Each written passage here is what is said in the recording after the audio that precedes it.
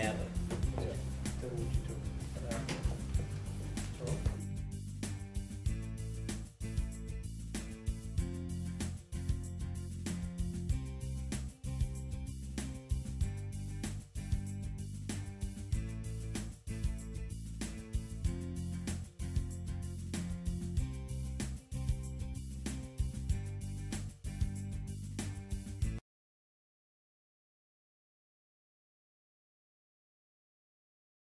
just a few more minutes, I'll turn it over.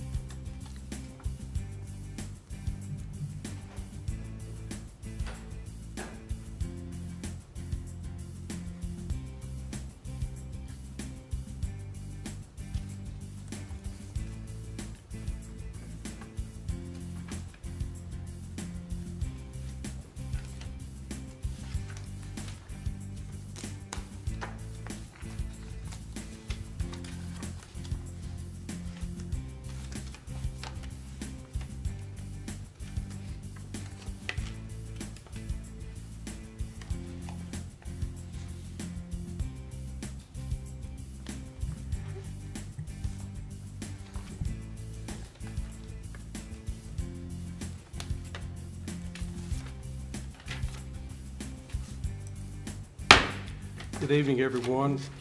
We welcome you here tonight to the August 7th, 2018 Union County Planning Board.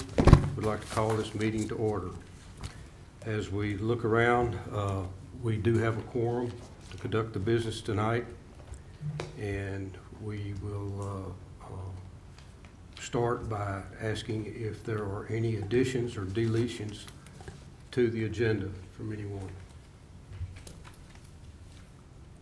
Motion to approve the agenda. Motion to approve by Patrick. Do we have a second? You got a second. Thank you, Everett. Second. All those in favor say aye. Aye. Ayes have it.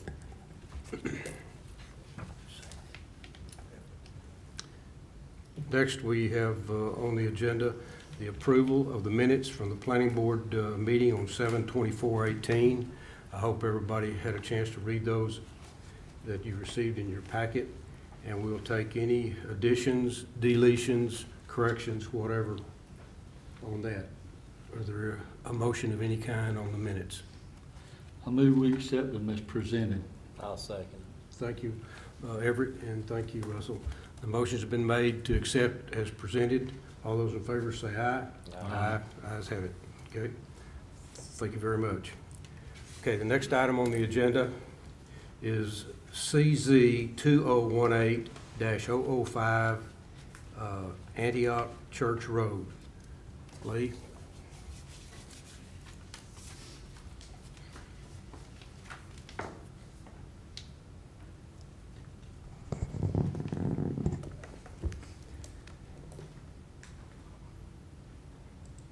This is a conditional rezoning request, and it's a request to amend the zoning map of Union County by rezoning a parcel of land from R40 to R10 conditional, which is a 10,000 square foot minimum lot size. The applicant requests the rezoning in order to develop the property as a single-family residential subdivision. 10,000 would have 10,000 square foot lots, a minimum 10,000 square foot lots with 10-foot side setbacks. Since this is a conditional request, the district is bound by all conceptual plans and conditions if they're approved as part of the process. The applicant is proposing several restrictions on the property, including a conceptual layout, conceptual elevation, setbacks, lot sizes, etc. I'll bring up site plan in a minute. This has been provided by the applicant. And we are asking the planning board to either make a recommendation to approve with conditions or modifications, or to deny the application. That recommendation would go forward to the Union County Board of Commissioners. The property the address is 4816 Antioch Church Road. I'm going to bring this up on GIS really quickly here.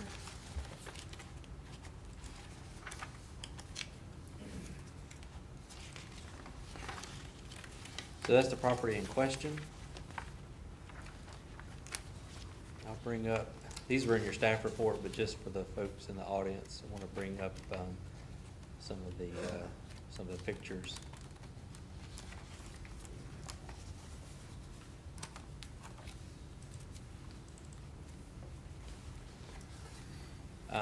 This is standing in the driveway of the proposed rezoning property, looking across Antioch Church Road. So there's houses across the street.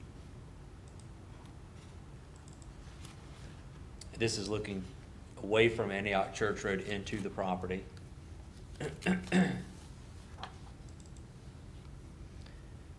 This is looking back south, going back down Antioch Church Road toward Highway 84.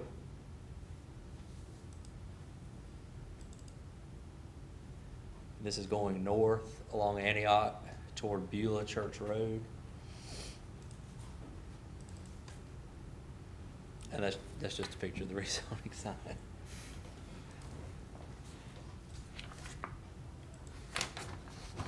The parcel, like I said, is currently zoned R40. It's about 25.5 acres, and currently in its existing use, it's mostly open. There is a house of residence on the property. There is a fairly large floodplain that runs through the middle of the property as well. Bring that up on GIS so you guys can see it. So that's the floodplain that kind of runs through the property. The surrounding land uses, I can bring up the land use map here.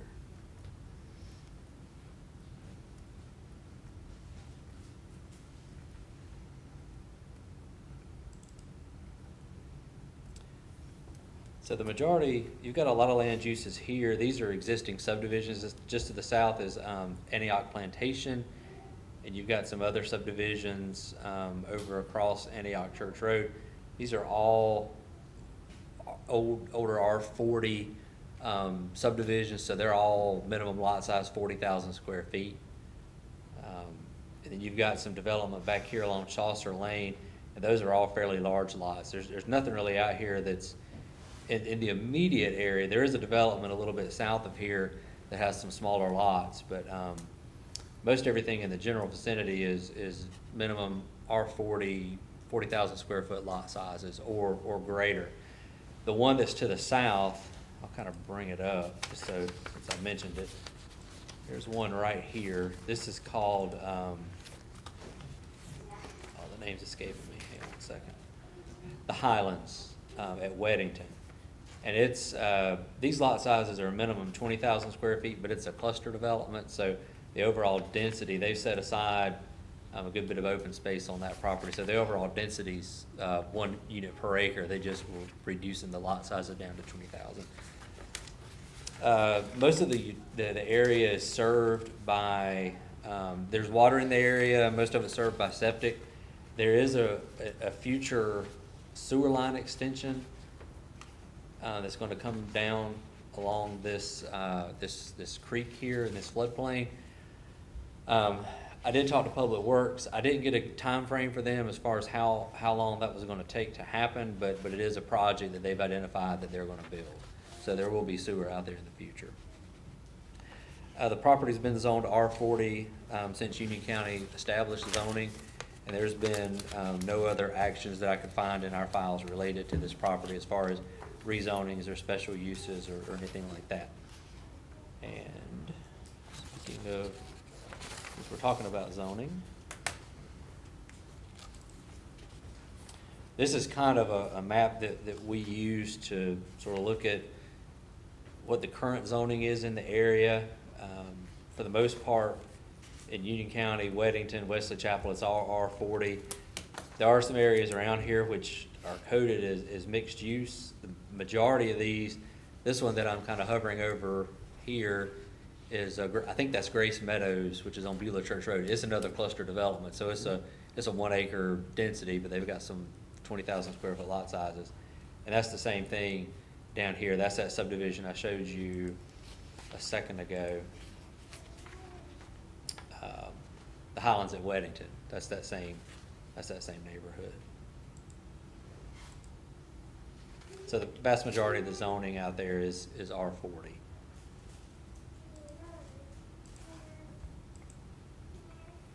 As far as planning documents go, I'll pull up our land use plan layer. The vast majority of this area is in this single-family residential category. There is a large community center as you go down Antioch and Waxhaw Indian Trail, and this is centered at Waxhaw Indian Trail and Highway 84, where the Target and Harris Teeter and the 201 Central and the church are. So that's where that is centered. So it stretches out a little bit. You probably won't get commercial development out this far, but just remember that these aren't site specific. It's kind of a dot on the land use plan map.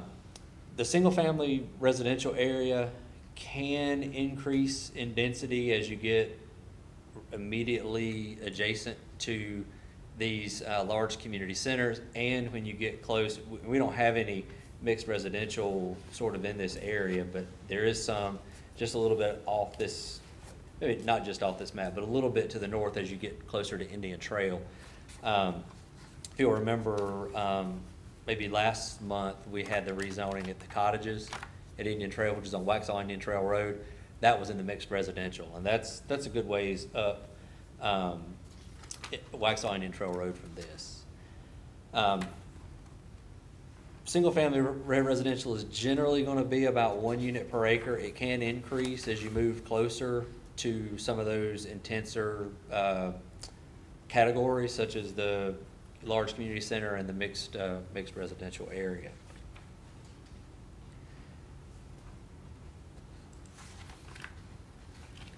So the property itself, it is a little bit unique. It's split in half. You've got a large floodplain. 25 acres. It will be served by the future, served by sewer in the future, and it's kind of difficult, to develop because you've got a pretty small road frontage there. So those are some of the unique things about the property. Most properties in the area, as I stated before, are zoned or are minimum 40,000 square feet. So 10,000 square foot lots are a little bit out of character for that area. The proposed density is approaching the upper limits of that, what we call that single family residential category.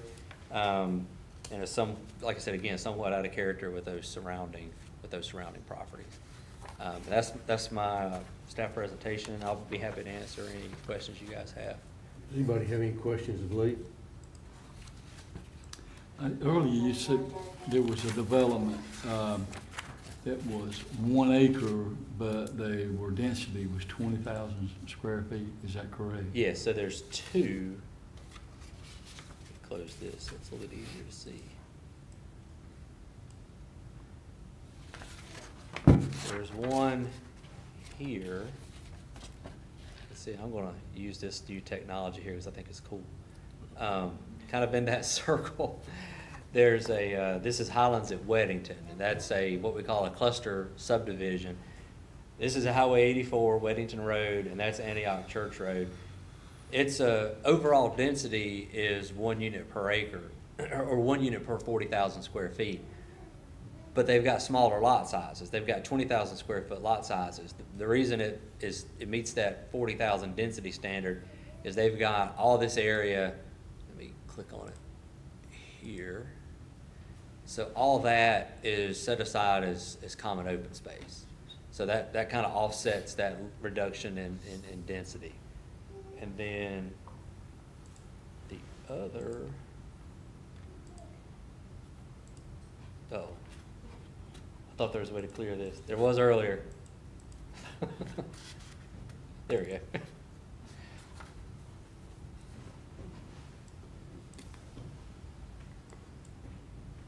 The other development, and you can't see the whole thing, but these little lots here are part of a larger development which extends this way, and there'll eventually be some lots right over here. This is called Grace Meadows, and it's the same thing. It's a cluster subdivision, so their minimum lot sizes are 20,000, but they've got a good bit of open space set aside to offset that. So that's those two developments I was talking about earlier.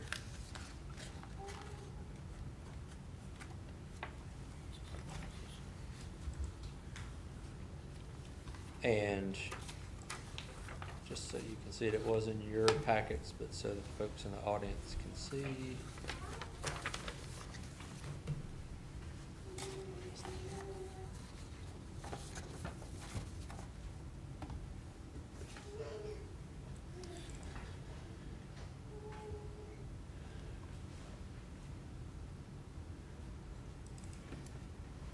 That's the proposed development on the property. So you can see they've got an entrance coming off Antioch Church Road. They'll cross the floodplain. That will require, if this was approved, that would require a flood study and some Army Corps and or North Carolina Division of Environmental Quality Permits. So they kind of come around and cul-de-sac down here. You've got another street that cul-de-sacs, a couple of stormwater ponds. Again, those aren't designed. Those will have to be designed and permitted if this conceptual plan is approved. And then you got some common open space sort of around the floodplain area here, and then in the front, and then sort of in this kind of in the street here is sort of a traffic island. You say currently there is no sewage available on this property this time. Right now there is not, but there is a project to extend sewer down through here. And that project is how far away? I don't know. I wasn't able to get an answer from Public Works on the timing of that.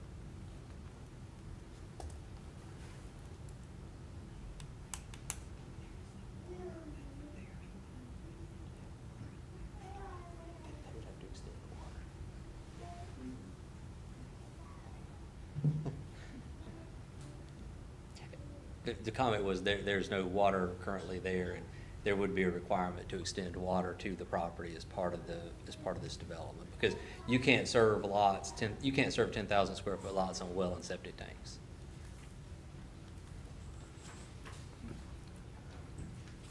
So there's no timetable? Public Works may have a timetable, but I wasn't able to get it from them. But there is a project to extend sewer down that floodplain. That's part of a larger project to There's some pump stations. This project's on sewer, but it's on a pump station. And there's a couple other projects that utilize pump stations in this area, and it's part of a larger overall plan to eliminate those pump stations and serve this area with gravity sewer.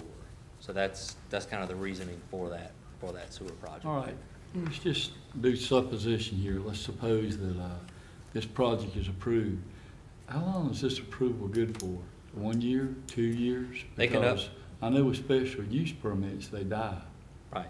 They can ask for up to 5 years vesting, and then after that 5 years, the conceptual plans technically, the rezoning still exists, but so if it was rezoned to R10 conditional, that R10 conditional would still exist on the property. It doesn't automatically go away, but the concept plan that was approved as part of that rezoning may not, it wouldn't be valid. So if there was a change to the ordinance, let's say that for some reason the county said, well, in R10, your minimum lot size has to be 15,000 square feet.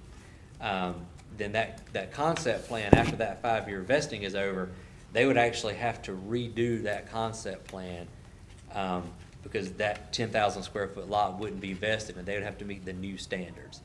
The other thing that could happen if you went past that 5 years would be staff may initiate a rezoning request just to come back to the board to say, hey, this was rezoned, R10 conditional, 5 years ago, the vesting's gone. They asked for 5-year vesting, that vesting's gone. We would like you to rezone it back to R40 or something like that.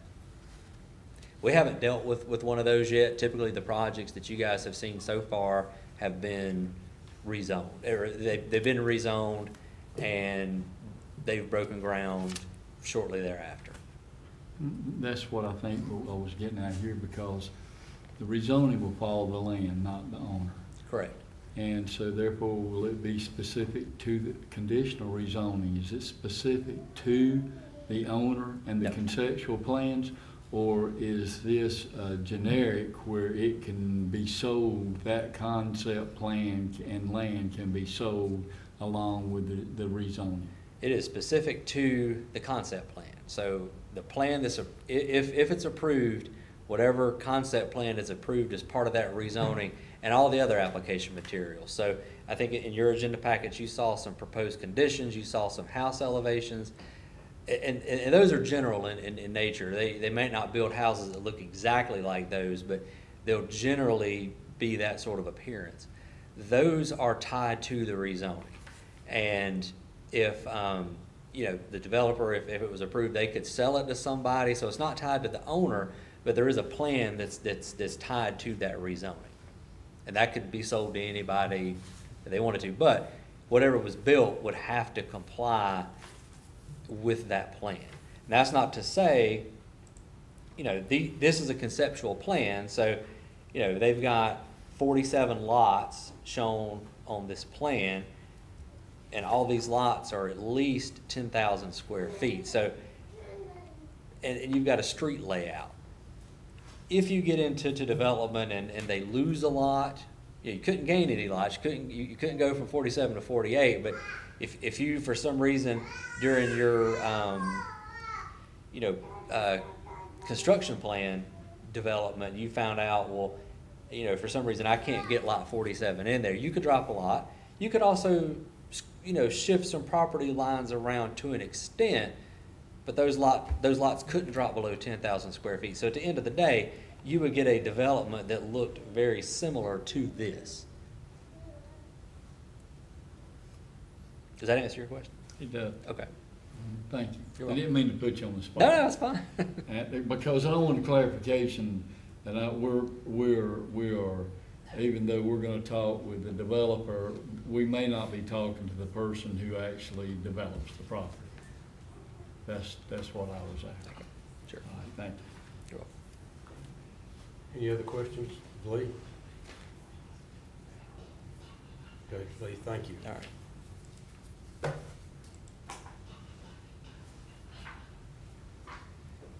I think the developer's here. I think, The applicant would like to speak? I think you may have had a presentation pulled out that I X'd out of, so do you remember where it was? Okay. All right.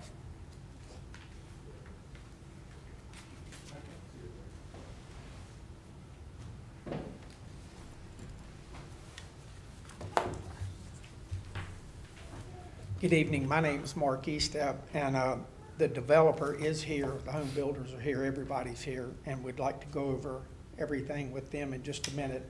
What I would like to let everyone know is in the last 4 months, we had our first community meeting where there were 14 people that came besides our group. We've gone out, we've knocked on doors. We had our second community meeting in someone's home in the community. We feel very good that we've answered all their questions to the best of our knowledge. We've been over backwards. He has an issue with his wells a little bit on the property. We told him, don't even think about worrying about that. We'll be glad to take care of that and leave it there. We've reached out to everyone that's called us, answered every question. In fact, in knocking on doors, the Plowlers, Lark Plowlers family, the Osborns who are here, and the Easteps are probably 3 largest landowners between 84 and Beulah Church Road. They're all 100% for everything that we've shown them and behind us. Last thing before I introduce them is my family moved within a mile of there in 1980. I built my first house 2 blocks from there about 10 years later, so we're neighbors. My family's within 2 blocks there and has been for over 25 years. And we want what's best because that's our neighborhood. And that's unusual that my other partner lives about a mile from there. And Kevin, of course, is a local landowner, but he lives in Hemby Bridge. So after saying that, I'd like to introduce Tom and Kevin. Kevin can answer any technical questions about the infrastructure. And Tom is with J.P. Orleans, who is the builder and the developer, and he can show you the homes or answer any question y'all have with that. Thank you so much. Thank you.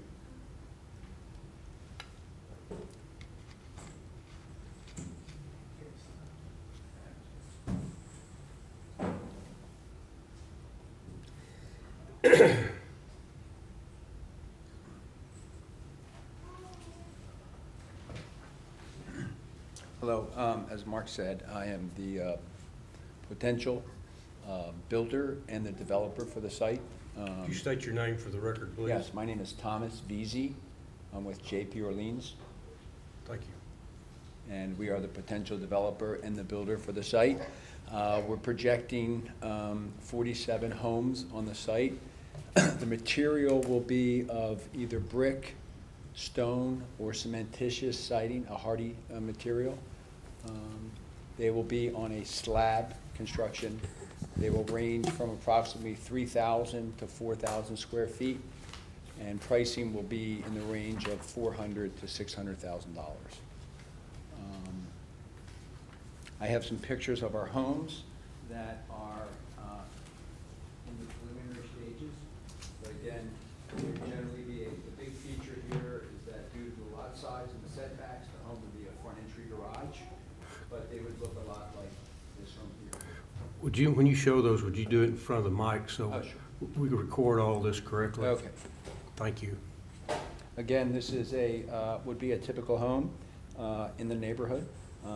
It is of stone and hardy material and shake accents. And it is a front entry garage.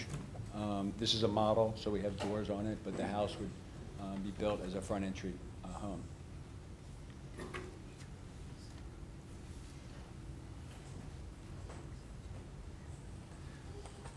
This again is representative of the homes that would be in that neighborhood. This is showing side entry. We would have to put the garage doors in front entry. That's due to the width of the lot. But this is a very typical house with stone and brick and cementitious siding as accents. And this home here generally runs about 3,500 to 3,800 square feet, depending on the options of the house.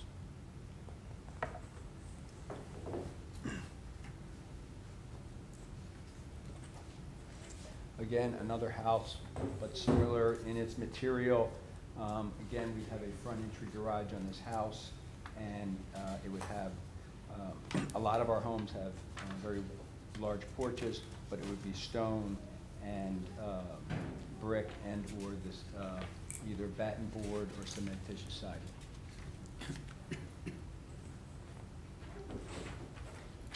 That's basically it. If you have any questions, I'd be happy to ask them. We have a sheet in our packet here that says development conditions. It says minimum square footage. You're talking 3,300, 3,000 square feet? Sure. It says minimum square footage of houses shall be 2,000 square feet. So are you putting 2,000 square foot houses in this subdivision? No. Okay. Thank you. Any other questions? What would you say your minimum would be? Our minimum would be about 3,000 square feet.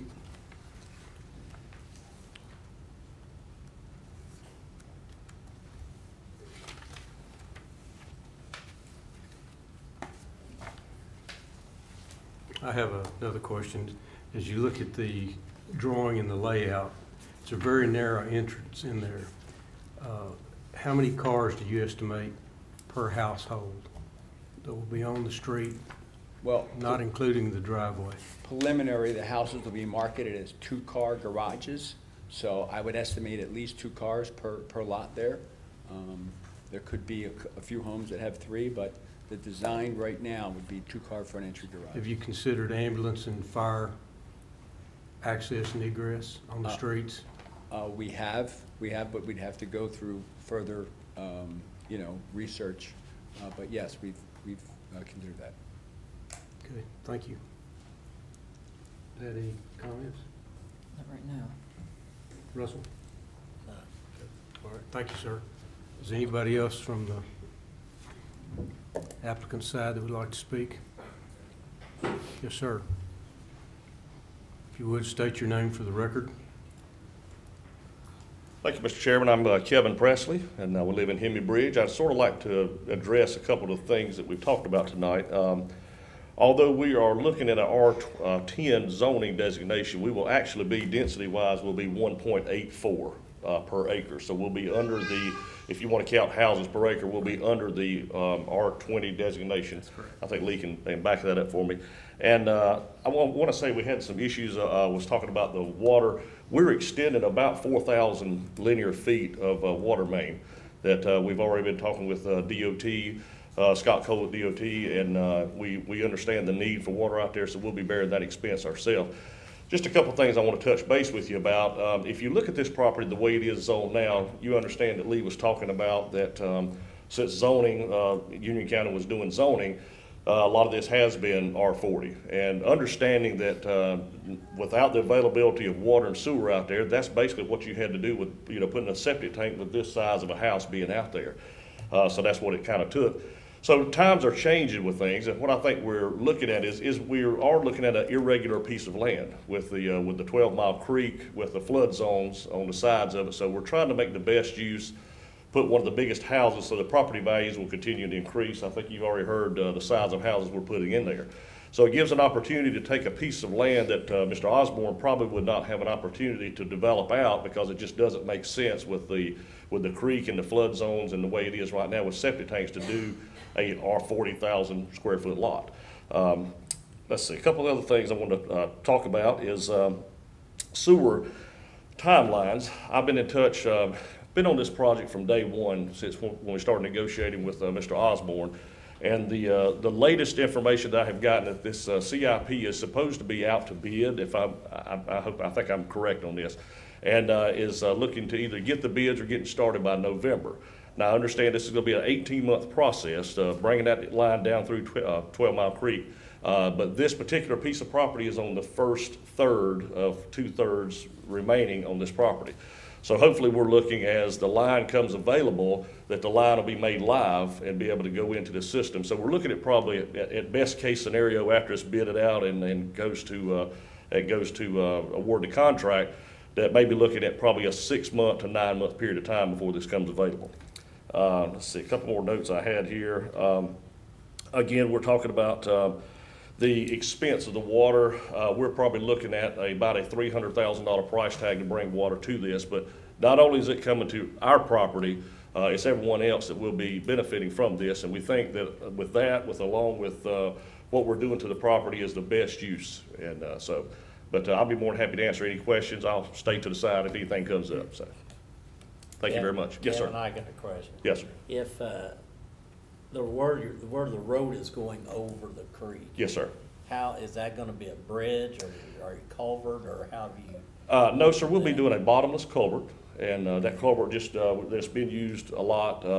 We'll actually be dealing with of course, we'll be dealing with stormwater, and I'm assuming that Army Corps of Engineers will have to have their say-so in it. So it'll be very strict, and we'll have to follow their strict guidelines. Sure will. And I think, let me just address one more quick thing too. In this process that we're doing right now, I guess you guys understand that it is for folks that don't know it, but as far as emergency vehicles and things like that, once we if we get past the approval stage, at that time, I think a lot of this stuff will come out as far as the egress and ingress about what DOT is going to require and turning lanes. We've told DOT that we'd certainly be willing to do turning lanes or whatever we need to do inside the property to ensure safe loading and unloading of the entranceway. This site was not large enough to require traffic impact analysis. No, it did, our threshold's 100 lots, so this wouldn't require TIA. Right. And I think you guys had already talked to DOT and Scott Cole? That's right. Okay. And we've gotten his I'd say his okay to move forward, to, that it fit what we were looking at so far, so we'll go through that whole planning process and if it's approved. And we did get communication from DOT on that. Yeah. But I really wanted to reiterate, I didn't want to bring out, when I started this thing, Lee and I had talked and talked with staff about, just looking at, he was showing me the different classifications that y'all have available, whether we're doing a master plan development, or going through the zoning of the R10, and we figured that we didn't want folks to be scared off that we're going to go in here and put 4 houses per acre with the R10 designation, but we want to really make sure that we know that we are doing a conceptual plan and it does work out to 1.84 per acre. So I just want to make sure we all do that. What schools are they, Kevin? That'll be Weddington. Okay. Weddington, yes, sir. Is there plenty of Yes, sir. classroom space? Have you guys looked into that? Yes, sir, we sure have. Yes, Okay. sir, sure have.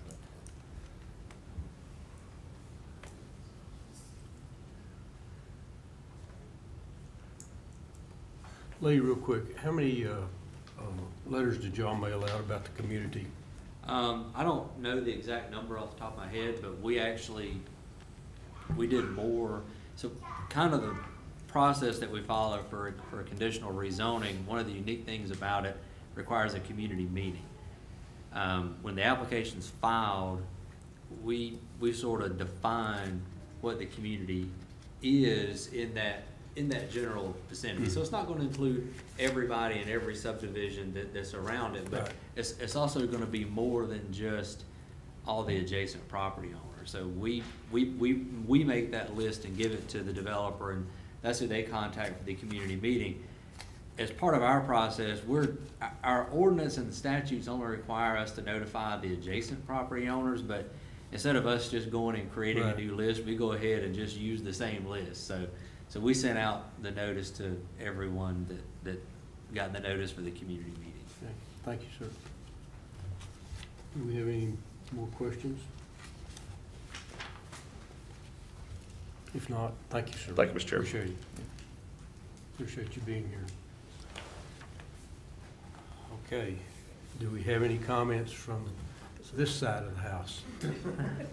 Okay, what I'd like to ask, if you don't mind, come up one at a time, tell us your name, address, where you live, and speak into the mic so everybody can hear and we can get it for the record, okay?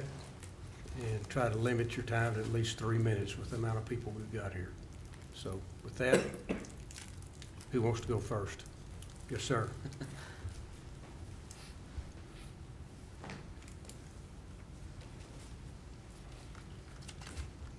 Good evening. My name is William J. Horner. I live at 4932 Antioch Church Road, and part of my property is adjacent to this proposed site. Appreciate the opportunity to speak to y'all tonight. There are also people here who will be affected by the proposal that I'm been elected to speak for, so we won't take up all of your time. We have concerns with the type and density of the development being proposed and the requested zoning change. And we have 6 main concerns that we'd like to share with you. Number 1, R10 zoning is not in keeping with the character of the surrounding neighborhoods. Most lots are 1 acre or more, and the area is now R40, of course, I understand you know that. Number 2, the project is not in compliance with Union County's long-range land use plan. Of the 1,178 parcels of land within 1 mile of this proposed development, the average lot size is 2.38 acres. And that's 103,672 square feet. And that's 10 times what the developer proposes for this project. And this is according, this information came from Union County's GIS. If you take out everything that's just a subdivision lots within 1 mile of the proposed development, the average lot size is 1.34 acres or 53,600 square feet, 5 times what the developer is proposing. 85% of the subdivision lots, that's 674 out of 793, are over 40,000 square foot. The remaining 119 lots are over 20,000 square feet, and none are 10,000 square feet. There's nothing in the neighborhood that even comes close to that. For number 3, stormwater runoff from the clearing and development of this property will be detrimental to the adjacent properties. Runoff into these yards from rain is already a problem. It has been existing. Number 4, there's a real safety issue with only 1 entrance and exit to this project. That, in addition to having no cross streets in the development, will make it difficult for emergency vehicles, police, fire, ambulance, and rescue to get in and out quickly. Number 5, having only 1 access in and out of the development will create a huge increase in the traffic volume on Antioch Church Road, which is already very congested. This will be a problem both during construction with dump trucks and heavy equipment, and afterward also with the creation of new school bus stops and many more vehicles from the development going in and out. Number 6, we are concerned about the possible effect of this project on our groundwater aquifer, as we are all on well and septic in this area. We would also like to let you know that we have been in contact with the U.S. Army Corps of Engineers about the proposed building of a culvert across a creek that bisects this property to access the 8 acres on the other side of the creek. The creek, of course, is the West Fork of the 12-mile creek. The Corps of Engineers has told us 3 different times, and of today is the 3rd, that they have not been contacted in reference to this project by anybody connected with the development or the building. And I think that pretty well covers what I had. I wanted to say that, of course, we're requesting that you deny this rezoning request and leave it zoned R40. Thank you. Any questions?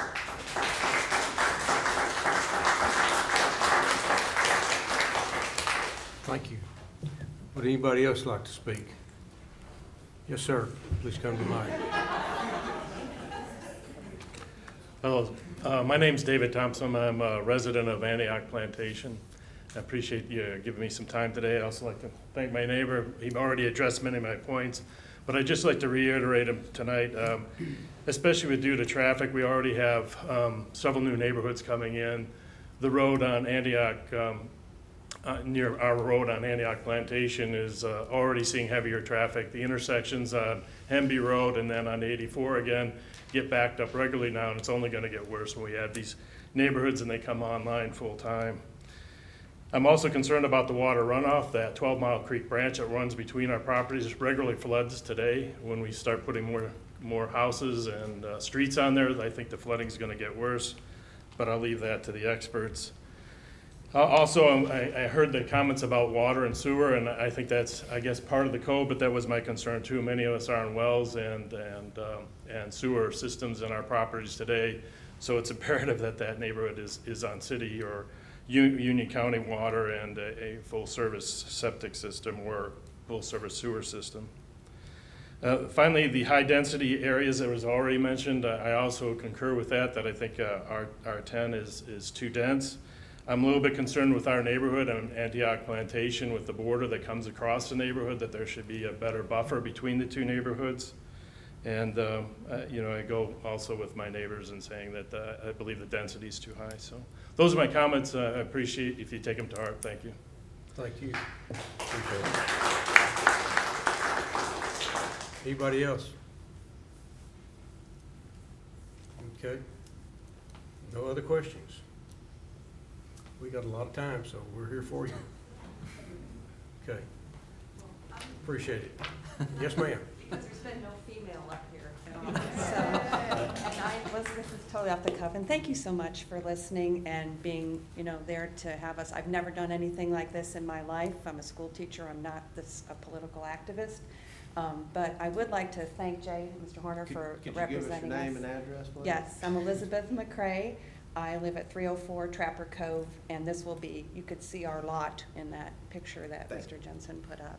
But my concern really is true that I understand development and all of that, but the traffic impact, the safety impact, and honestly the schools. I would like to know what they actually said about that as far as, you know, our families that have kids, and, you know, I know that sometimes can be an issue. But we just are concerned about it, and I wanted to have a female up here representing as well. So thank you for listening. Thank you.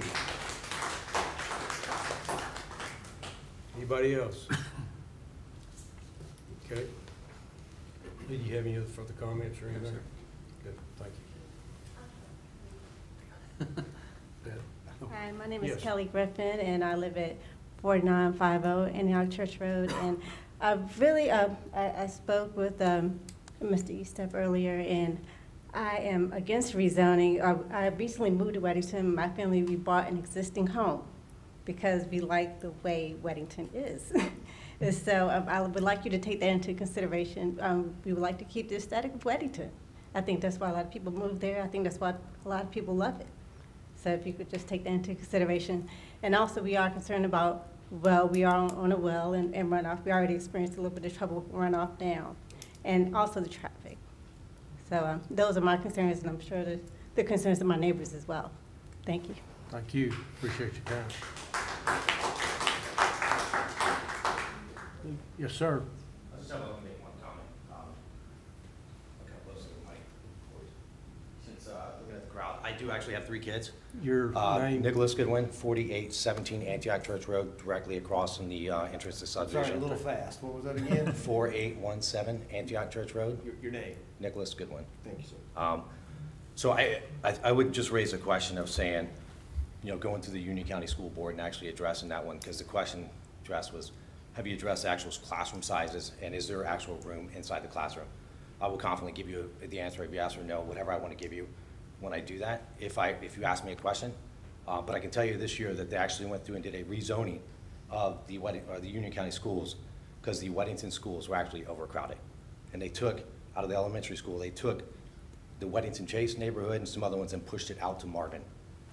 So my kids, who I actually have a 10-year-old, 15-year-old, 17-year-old, we actually have been in all 3 different schools, elementary, junior high, and high school. They actually lost a bunch of friends this year, switching to different schools. Not by choice, but because they got rezoned out because of all the actual growth that's actually happening in Weddington from other neighborhoods and such. So I would just ask that you actually do a little bit more research instead of just, you know, taking an answer for face value. Right?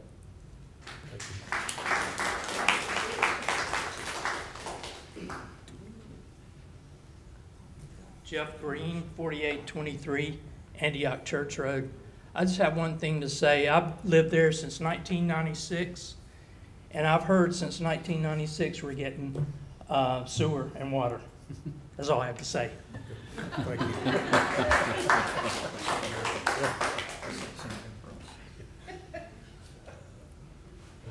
Appreciate that comment. Okay. Any other comment? We appreciate everybody coming out tonight and voicing their opinion and giving us information, et cetera, on top of what we already have that's been supplied by the planning department. Board, any comments or concerns or thoughts at this time?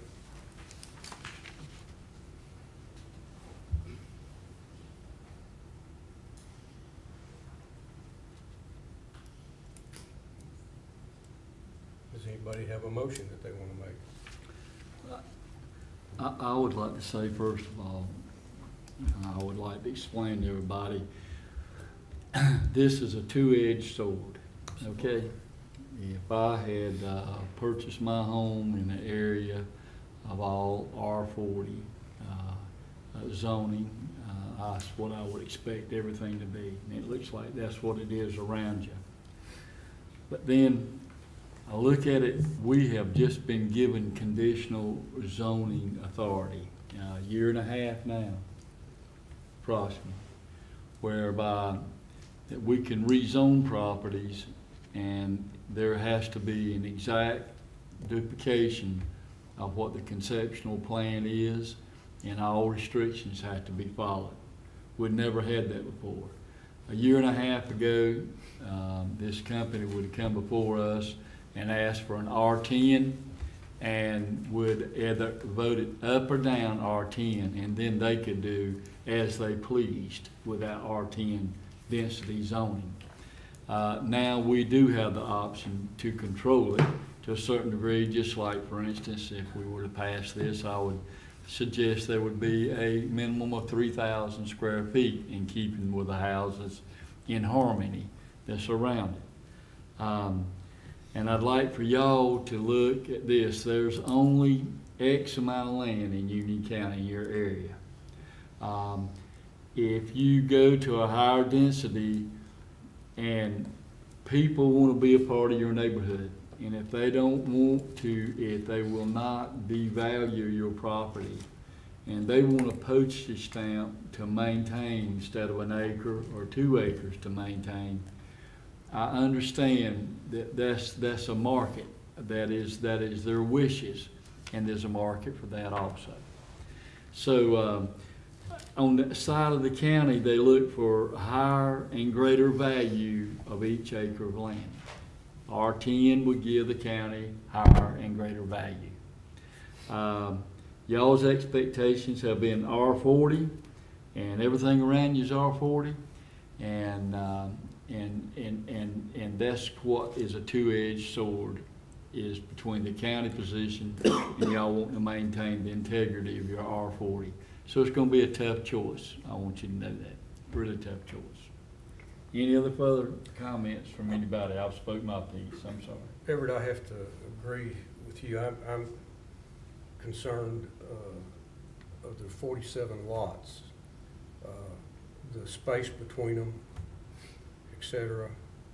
I mentioned the access and egress of emergency equipment. I'm very concerned about that. I'm concerned about the property values that y'all have, want to maintain. You can't put a dozen eggs in a half a dozen carton and all.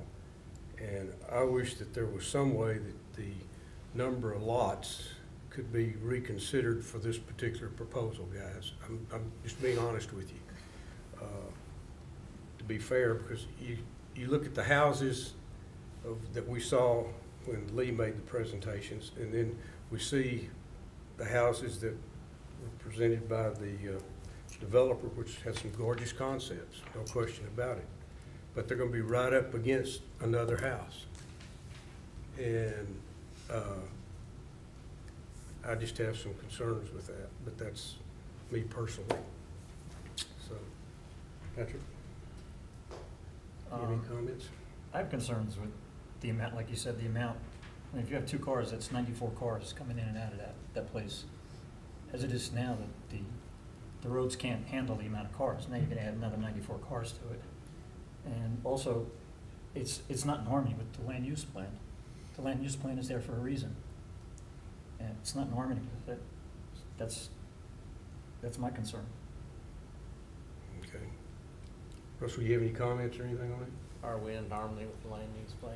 That's a good question. So as it stands, it is on what we would consider the edge, because under single family, it is really more of the lower density, and 1.8 is probably about the highest you would go in that low density category. Now, is it consistent with what's out there now? No, it's not consistent with what's out there now, but the developer made a good point, and again, this is all for you to consider. It is changing if sewer and water is actually brought out there, and the land use plan is designed to be built around what infrastructure is available. So low density is because there was no infrastructure in the area. As infrastructure is available, the land use plan would likely accommodate some higher density. So it's kind of on the edge. It's certainly not consistent with what is there, and that is obviously something the board can consider. But there are some changes that could affect that. So as Everett indicated, this is one of those ones, it's not a clear cut yes, it's not a clear cut no. It's really what your preference is on this one. Before you, I'm sorry, Patrick. It's a big if too, though. If the water and sewer comes in.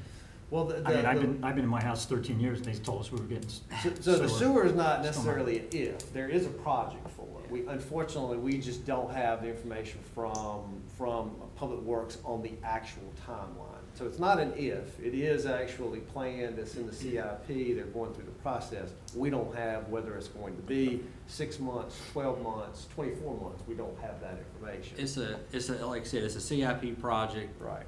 And I understand there's money allocated for it, but if for some reason that's not enough money, or you don't get bids, or you don't get sufficient bids, then you'd have to go back through that process. We can't give you an exact timeline on when that will happen. With that comment right there, then how can this board make a logical decision?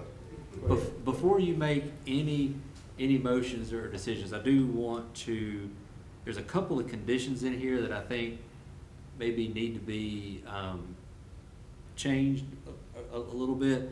Condition number 2 that's been proposed says, provide post-construction stormwater measures equal to those required. There should be a little bit more to that sentence. It should say, in the cluster development option.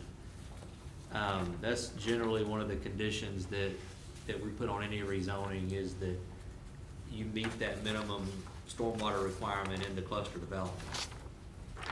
And then number 4, it says a maximum of 50, but it should read 47.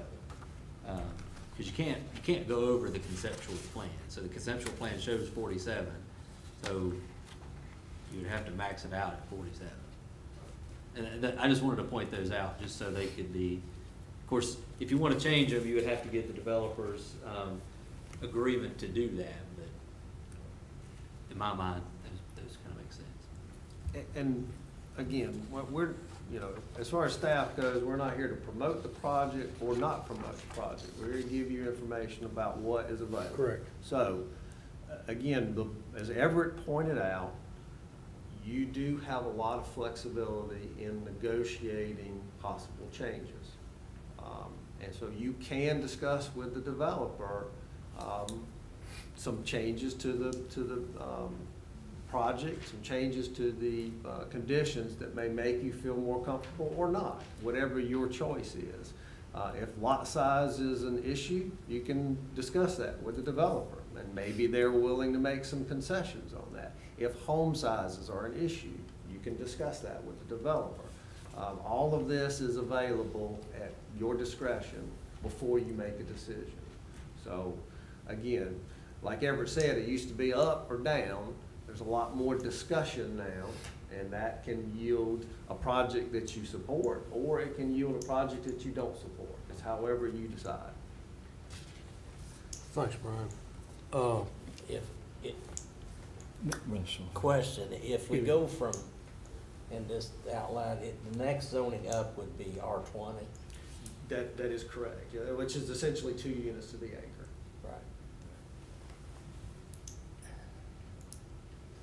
Right. My question is kind of to the room, is R20, 2 homes per acre acceptable to you folks?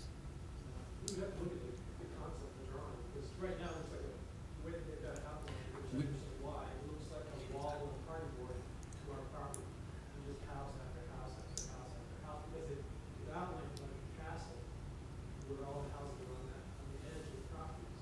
So all we're gonna see is a back of all these houses right at one and another. So the proposal for an R20, if you have look at it, it's more, because it goes from a 15 feet per house to 20 feet per house.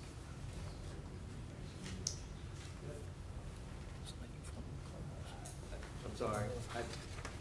I mean, again, those are things, if buffers are something that the board wants to discuss with the developer, and that's certainly an option. Those are always items to discuss. Buffers are not always common in residential. You don't always buffer residential to residential because it's residential. But if that's a concern, certainly, that's a discussion topic you can have with the board, with the applicant, so that it's whatever you feel is appropriate. We have a 15-foot tree buffer, and we had that second meeting we met at your house that was concerned about maybe the dust of the horses and things like that that's around there, the training, and I think one of the ladies spoke about maybe early morning, going through the training process and the noise coming from the farm over there. We'd be more than happy.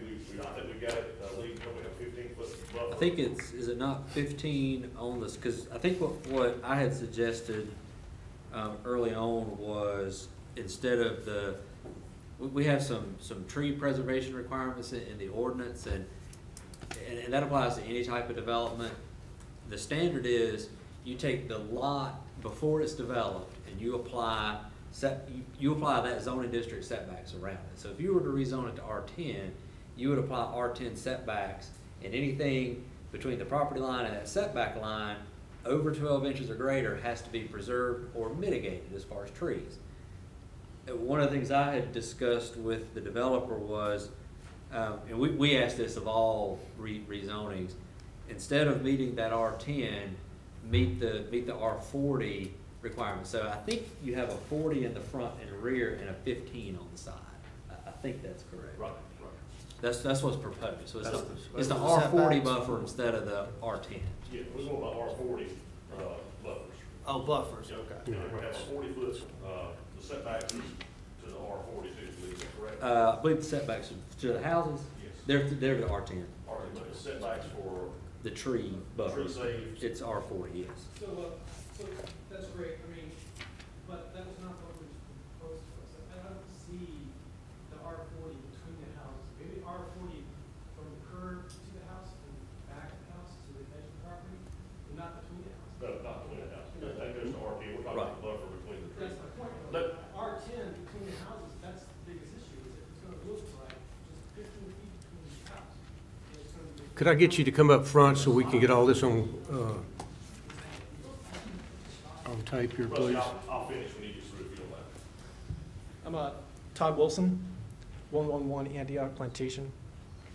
So, Lee, do you mind if we bring up the drawing real quick?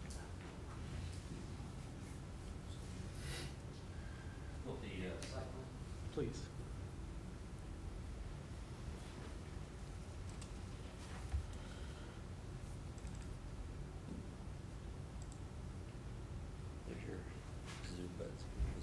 Okay, great. So I believe this is a representation of a typical lot right here. And you can see, I think the gentleman, the builder, said it was going to be a 60 by 60 pad size. Is that correct, sir? So a 60 by 60 plot size, and I think most of the lots are 75 feet across. that only leaves you 7.5 feet on each side of the pad between the property zones. So that's a total of 15 feet between each house. And that is definitely not R40. R40 would maybe make the requirements from the back of the house to the property zone, and maybe from the front of the house to the curb side, but not between the houses. And that's my concern as far as aesthetics is from our property. It's going to look like 3 houses right next to each other along our property line. Okay. No matter how far back you are. Thank you. I think we established that it was, okay. I think we established the R40 zoning comes in outside of the perimeters of the lot lines. Is that correct? As the whole land is a piece that we have to have the buffers for R40 outside of, you take all the houses out of it, the buffer's in, and then the R10 goes within that area, setbacks past the buffers. Is that not right, Lee? Is that what we discussed? Yes, so Okay. the setbacks and the tree buffer are kind of two separate things. So We're not conforming to R10's buffers on the back. We're conforming as a whole piece of property, the buffers at that point, and then outside of that, so we're leaving those buffers as if it would have been R40, then the R10 comes outside of those buffers. And one thing I want to just point out too, just kind of a personal thing, I think y'all hit on it too. I live on a family farm. It's a century farm. It's been in our family for 160 years, 150, 160 years. I have a big concrete bypass that just comes over our driveway. Everything had to be relocated. Now, did I fight it? Yes. But I'll tell you, it came, we understood. They done a good job. They done a real good job on it. It looks nice out there. You know, we couldn't do anything about it. But I think you're going to see, no matter what you go with tonight, your decision tonight, I think growth is going to follow that water and sewer. And we just happen to be the first ones on there that has a piece of property that we're trying to do the best we can with Mr. Osborne's property. And it may not be what everybody wants, you know, but we feel like that we're building a large product. We're doing exactly what DOT, I know there's an issue with the traffic. We'll conform to the studies of DOT. They're the experts, not us on traffic. And so it's not fair for me to say, well, we ain't gonna need this, or we're not gonna need this. Y'all have y'all's ordinances that we follow, but we're still gonna have to get those approvals. We have not contacted the Army Corps of Engineers about going forward with a permit because it's premature at this point.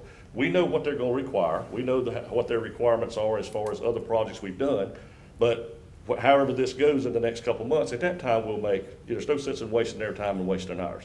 So we feel like that we know what we're putting together a great plan, and we will work with the board as far as the buffers, leaving these buffers in, doing what we need to do. I don't think, Lee, we've done everything that you've asked us to do as far as requirements and us meeting and doing extra meetings with folks and trying to meet their needs.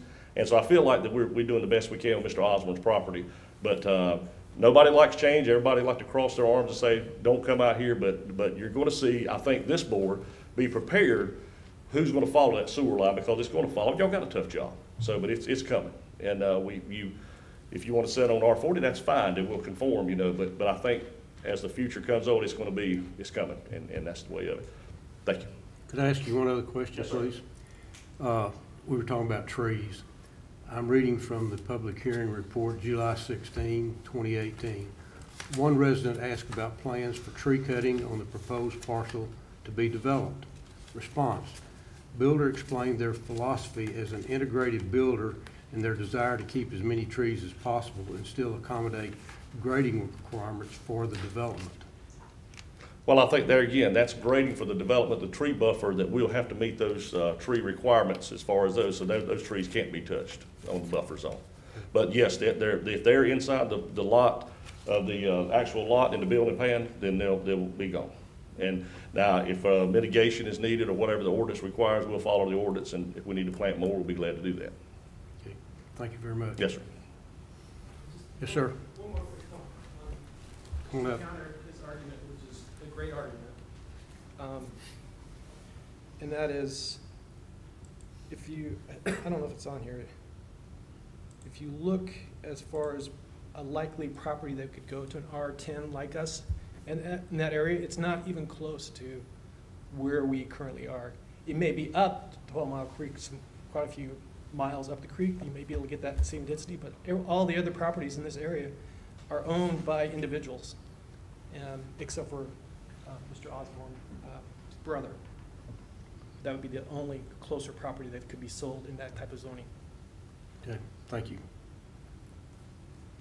One other question, sir. Yes, sir. When y'all, whichever way this goes, assume it passes here and it passes at the Board of Commissioners, how soon will you start building? Will you put any type of septic tanks in there? No, sir. No, sir. Water and sewer's got to be there before you'll do anything. We will be doing a contractual agreement with Union County Public Works about tying on, I guess, it'll be a three-party agreement with us. Well, there's two-party, I think, not the state, I think the county just permits it itself now. Right. So it used to be three-party. Two-party agreement, we'll have to get an agreement with DOT for encroachments, which we've already talked about that. And we'll be bringing water to the property at our expense. So that'll be along in conjunction with, and that's kind of a long process. But that'll be in conjunction with the sewer coming up the stream and coming online. So we will basically, we'll be waiting on the sewer, will be the biggest thing. And we will be under contract with the county to bring water to it. It'll be a requirement. I think that was a question. This project's deal about water and sewer. I mean, there's nothing going to happen there. And I want to talk about just one more quick thing. I think stormwater was an issue.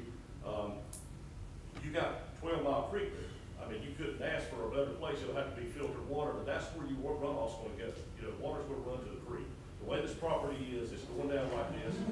We'll do things.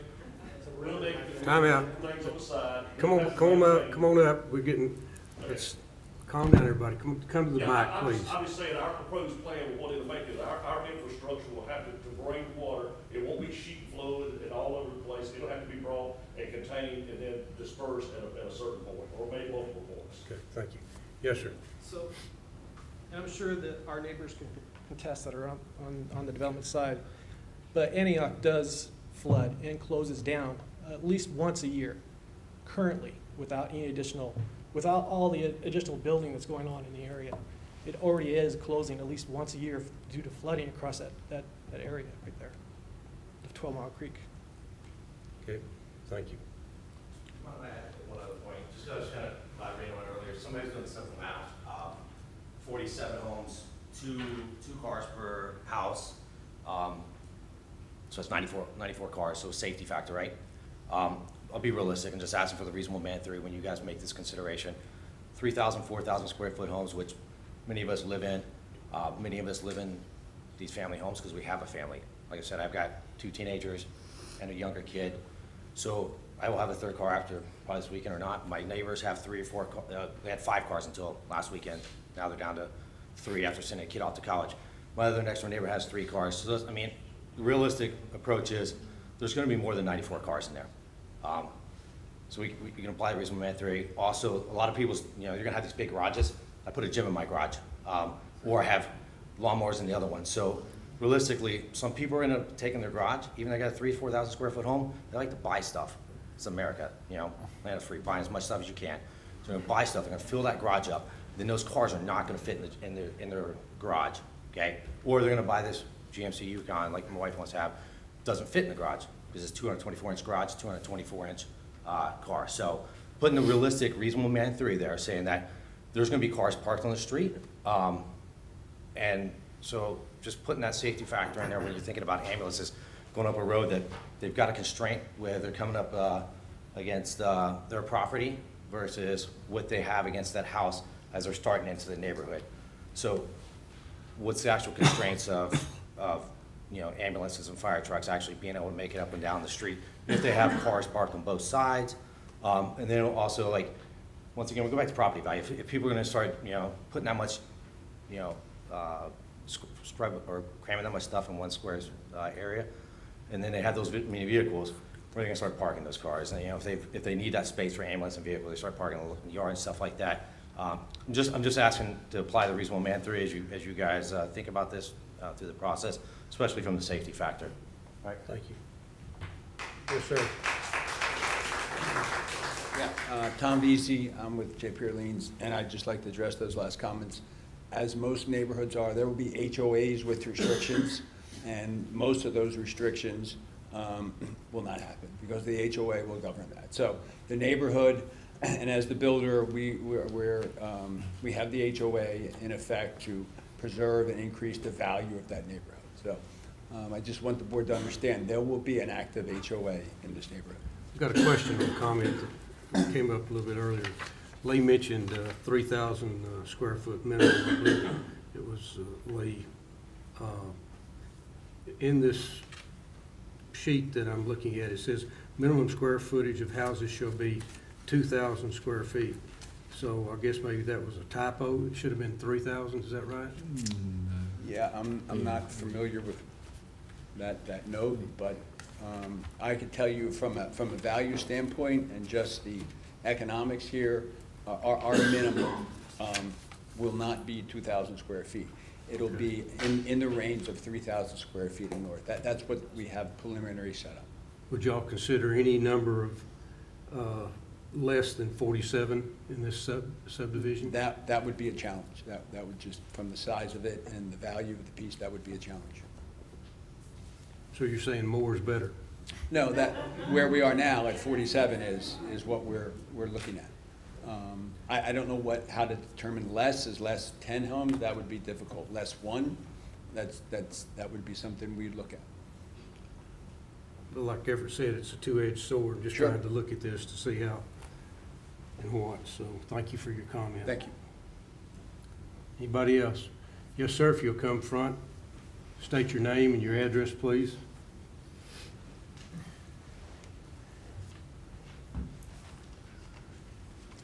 Thank you for hearing me. My name is Jack Isham, I-S-H-A-M. I apologize for my voice. I only have one vocal cord. This is the way I talk. I'm not sick.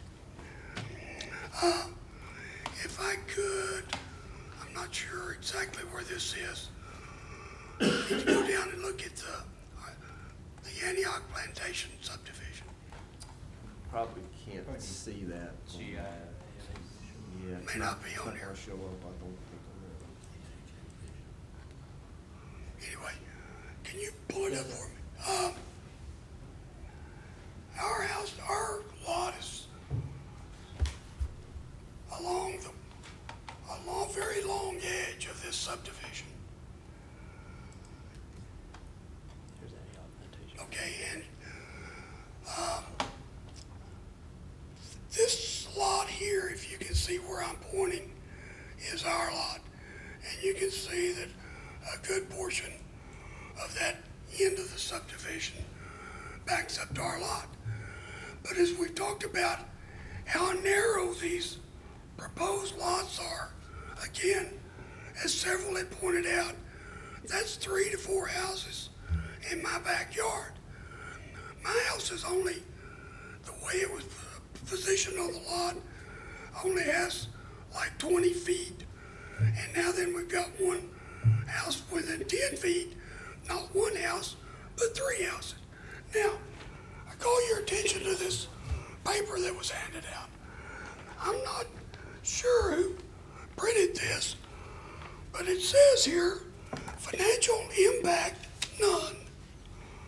And you're trying to tell me that me having 3 or 4 houses right out my back window has no financial impact. Well, I think, like of this presentation, I believe there's a lot of smoke and mirrors, just like the 2,000 square feet thing we're talking about. And as was pointed out earlier, what it suggested to me was that there's no ironclad guarantee that they have to build houses 3,000 to 4,000 square feet. And as you mentioned, they could go down to 2,000. Again, financial impact, I think so. Definitely not none. Thank you, gentlemen. Thank you. Yes, sir. Mr. Chairman, I think we've probably got a typo error. Let's go on record tonight saying the houses will be 3,000 and plus. So whatever we need to do to correct that, this has been 2 or 3 times that this has come up. Go on record, it is 3,000 square feet and above. It will be anything under 3,000. So we'll go on record, and I don't know whether that's a typo error or Thank what, you. but anyway, it's supposed to be 3,000. So we'll take care of that. Thank you for clarifying it. Any other comments or questions? Yes. I'm sorry. He said it still doesn't change the lot size. Okay, thank you. Yes, sir, come on up. Your name and address, please. My name is Al Laney. I live at 4831 Antioch Church Road, basically across the street a little bit. The only thing that wasn't mentioned here was my wife and I 10 years ago came to Weddington for its charm, for its cornfields, the tractors, along Antioch Church Road at the very end, they have a whole subdivision going up. A couple years ago, they put 5 houses that used to be horses. So I just haven't heard anybody mention it, but that's what brought my wife and I here. And it just, the constant construction is kind of making us look further out into Waxhaw that has that same charm. We don't want to lose that charm in Weddington. Thank you very much. Okay. Board, any other questions for anybody or comments, or is there a motion of any kind, or what's the wishes of the board?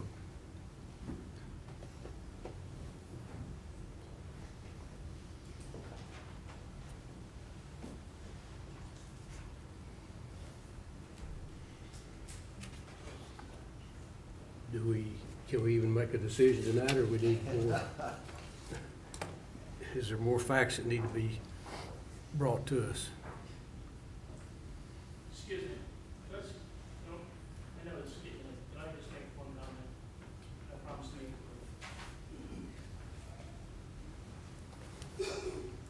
quick. I wasn't going to speak tonight, but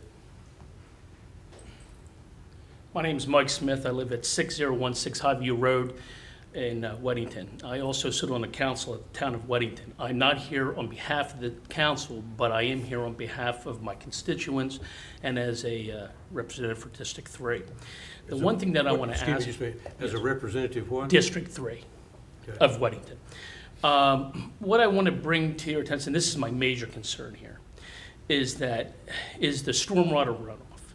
I know there's talk about, home values and whatnot, but I receive countless complaints about the stormwater runoff in that area.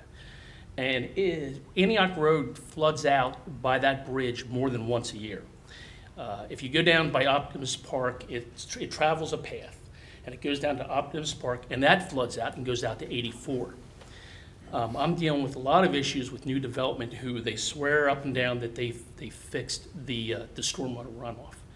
But what my concern is for this development is that the 47 homes, there's got to be some kind of runoff. And it's already severe in that area anyway, and that creek cannot handle it. I've been out there during the storms and I've witnessed it. My concern is the possible property damage to these residents. And I would ask you to do a little bit more research on what they're doing to control that runoff. I see in the plans that they have catch basins, but in many cases, that's not enough. And especially, it sits on a floodplain. This proposed development sits on a floodplain. It is next to another floodplain. And with other developments going up near the streets, I'm afraid that the area can't handle the runoff. So I would ask you to please consider that before you make your decision. Thank you. Clarification, yes, please. I'm looking out for what you do in Weddington. Did you say you're on the city council? I am. I'm a town councilman. And you clarified that you're speaking it as individual? Yes, I am not speaking for the town or for the town council. The reason I mentioned my position is that to let you know that I have received and handled many complaints along these lines. So there's some validity. I can appreciate that, but I don't think that ought to be part of the record. That's fine. Am I right? That's perfectly fine. That's He fine. was just stating, Okay. so that he knows understand. I don't want you to get somebody say you were up here talking to us as a member of the council. No, and that's why I clarified that. Because you can clarify it, still say something, and come back to Well, as I said, the reason I mentioned that was that I wanted you to know how I come into this knowledge of how bad that area is. I highly respect what you do, and thank you for your service to your town.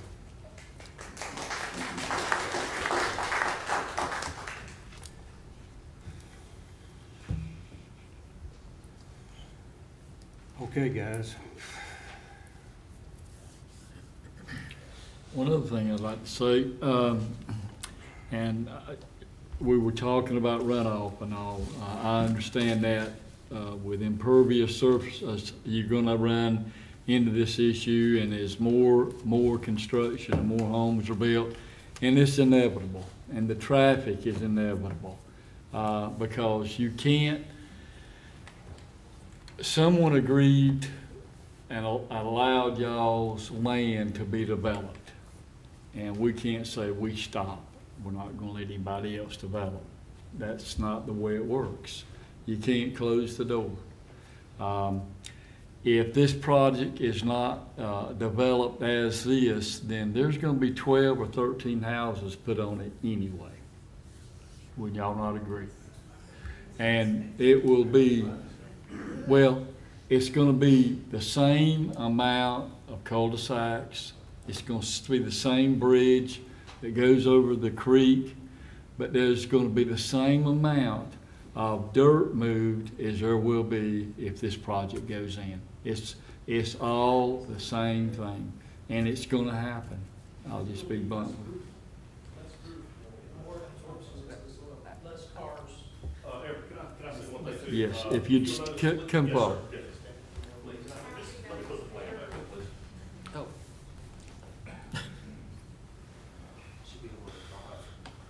I'm correct. I'm correct. Oh, right here. I agree with you. There's your presumed to develop. Okay.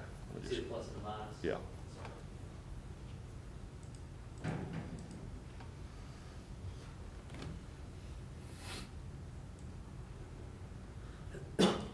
Just a small thing that I want to point out, talking about runoff. A lot of these projects this size is only required one BMP, which captures the water and slowly releases the water out. This project has two. And so we've been very conscious about the BMPs on here, setting them and sizing it to catch all the water runoff. And again, no matter what, these streets will still have to be approved through stormwater. Again, if it's 12 lots or 30 lots or 40 lots or whatever it is, we're not running just a tremendous rush of water. We're gonna be capturing this water, and we're gonna put skimmers in the ponds. We're gonna put drains in the thing. We're gonna let the 4 bays, anything that's required to slow the water down and to slowly enter in. These BMPs are in place to catch what we call the first flush of a storm. And that's when you floods, it's been mentioned tonight, the storms that comes up, the water, everything runs. But we're catching this water. Where you see a lot of water runoff is in the land and things that there's nothing to catch the water, it just dumps into it. So as these projects do come on, and they will be coming on, as these projects do come on, then I think that with Union County Stormwater Management, they're letting us know how to release the water and at what ratio. So I want to point out that we do have 2 BMPs on this to be in compliance, and they're probably, to be honest with you, they're probably oversized a little bit, but you know, we would hand put those in there like that. And I want to just point out one more thing on here to the gentleman's point about where his property was.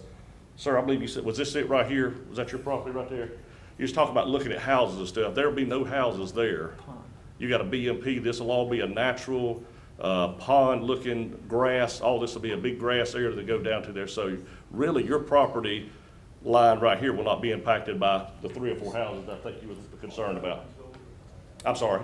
I'll see about 4 or 5 houses. Well, that's fine. I understand. But I'm just saying, the gentleman brought the point up on record that he'll be looking at 3 or 4 houses, and I just wanted to let him know. Maybe that eases his mind a little bit that there'll be no houses that backs up to his property there.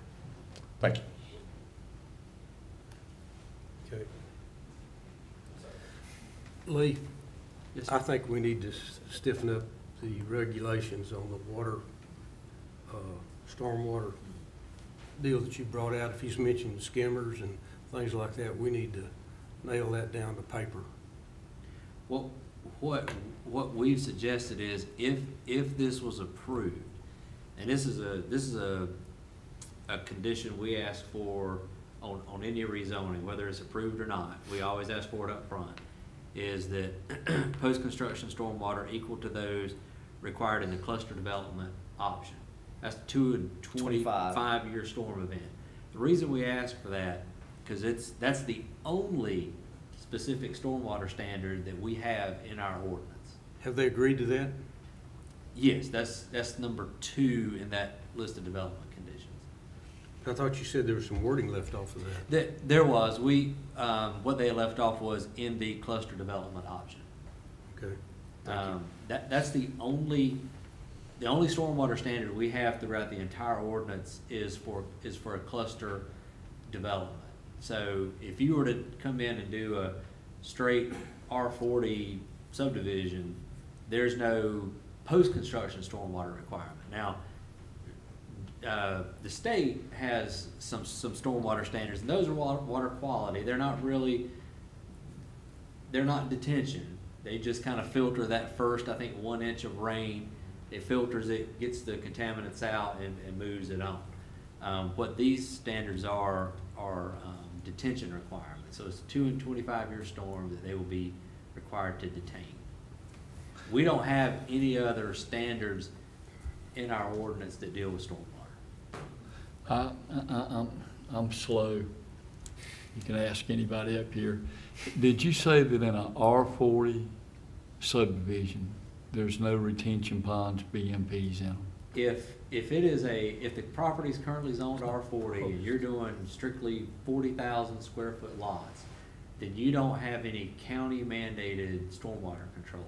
There are some that are mandated by the state of North Carolina, but those are water quality and not water quantity. So the water quality just treats that first 1 inch of rain that runs off, any hard surfaces. It filters it and it sends it on. That's the difference is that that's just a quality feature.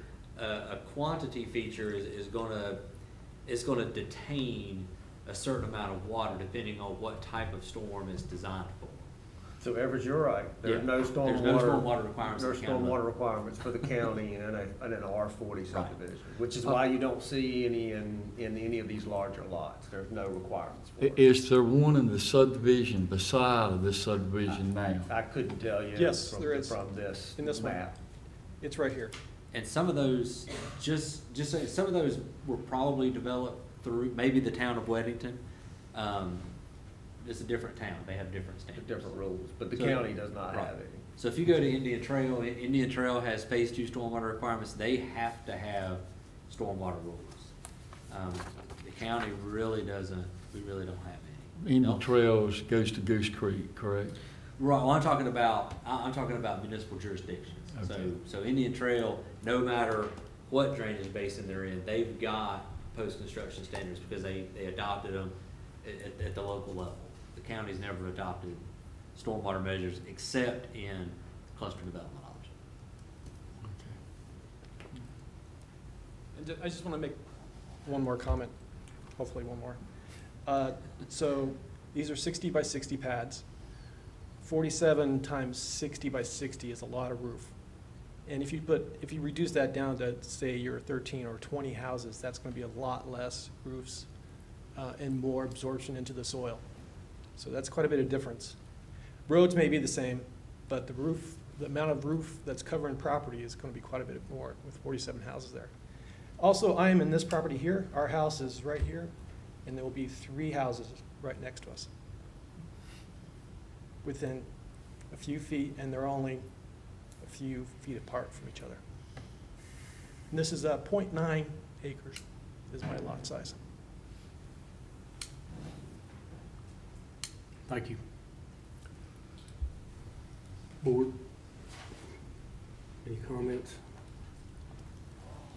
recommendations, motions, etc.?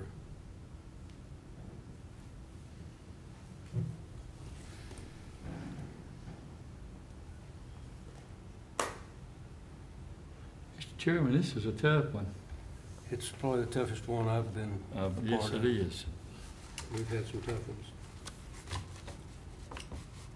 I just have one final comment, and that is I wish y'all would consider less houses. I'd feel more comfortable with it.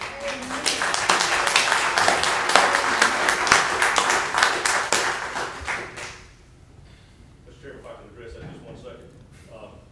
we would, if the infrastructure costs what as great as it is, you know, that cost has to be split up around this. It just doesn't make sense. And so, you know, that's the part we're bringing this water line to at our cost, and so that's going to help a lot of folks out there. And again, just I understand it's all about economics, but I'm just. Well, I mean, you know, you got to start from the end product and start backing yourself down and see if you're in the negative. I mean, we all going to stay at the house and not lose money, but I mean, we think that our good that we're doing for the community. And I will tell you this too, for the water line. I will tell you this, that I keep hearing about, you know, garages and roofs and this square footage and this square footage. You have staff in place, you have ordinances in place that the concerns about water runoff that we will address and have to meet your requirements at the later date if this passes.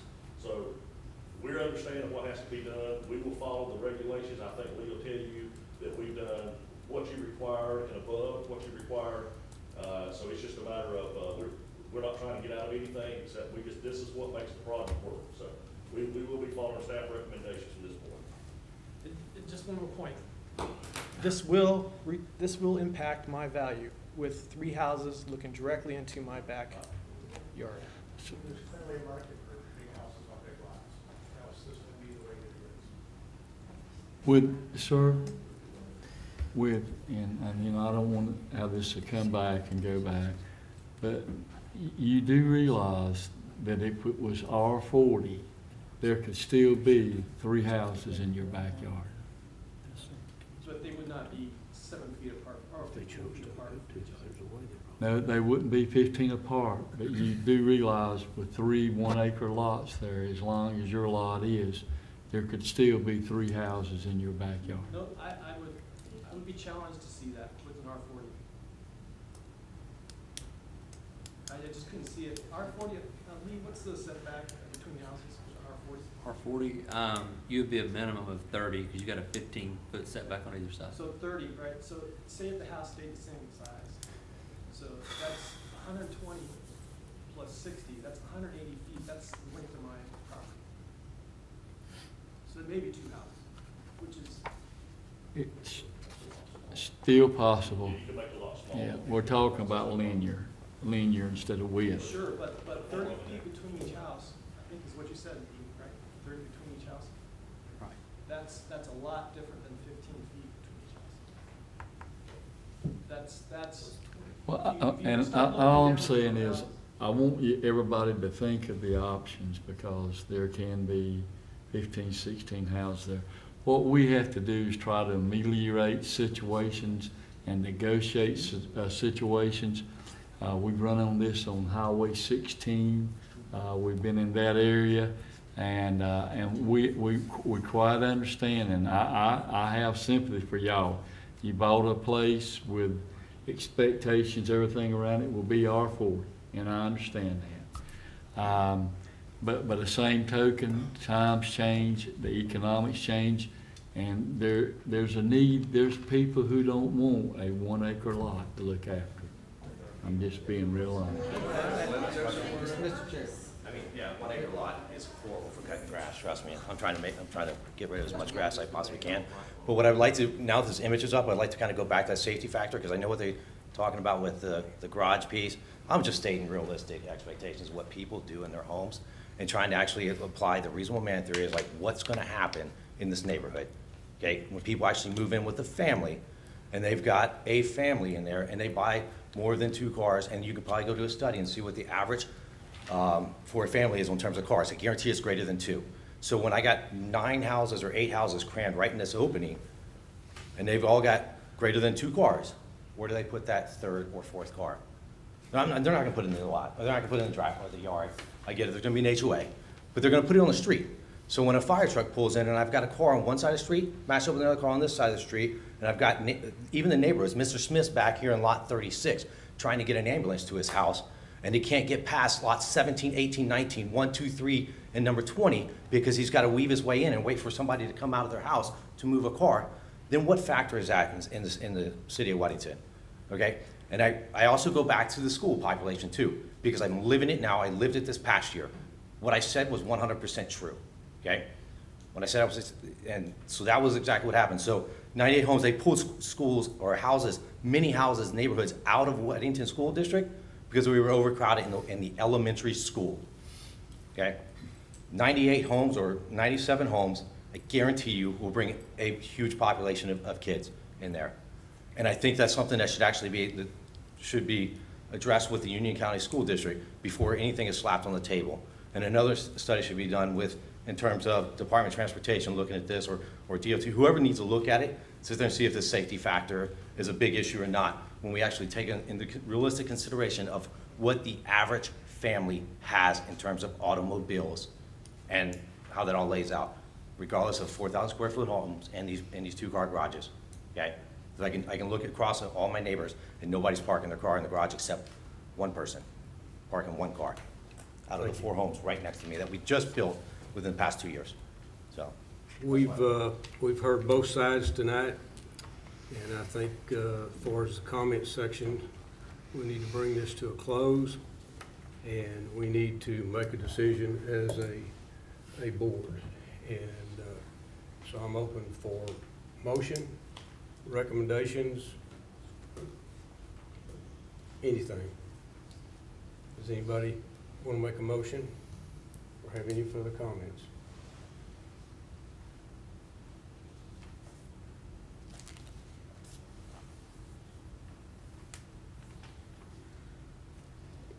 Pat? Not putting you on the spot. Everett, Russell? Not putting you on the spot. Yeah, you are.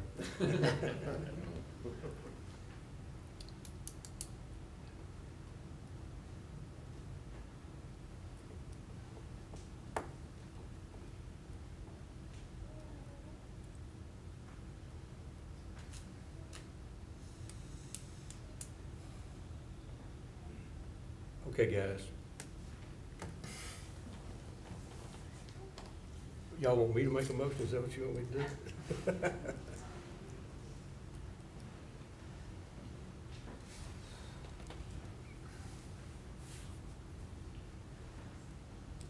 How many total feet of street is there gonna be? I couldn't tell you at this point. Yeah, We haven't calculated that.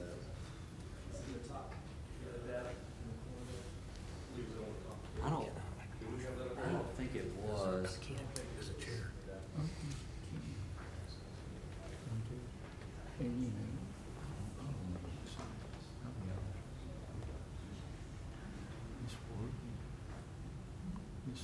I'm gonna say somewhere around 2,000, something like that. What was the question? Yeah, leave it. I wanna know how many feet of street, cause I know what. Yeah, Pretty right much there. what You the got it on cost. there, I'm sorry, it is. It is on there. 3,100. Yeah, 3172. Good job. Yeah. What's Yeah. your thoughts, Russell? Well, I just, if you went to an R20, your cost of streets, like I've been saying, is just incredibly high.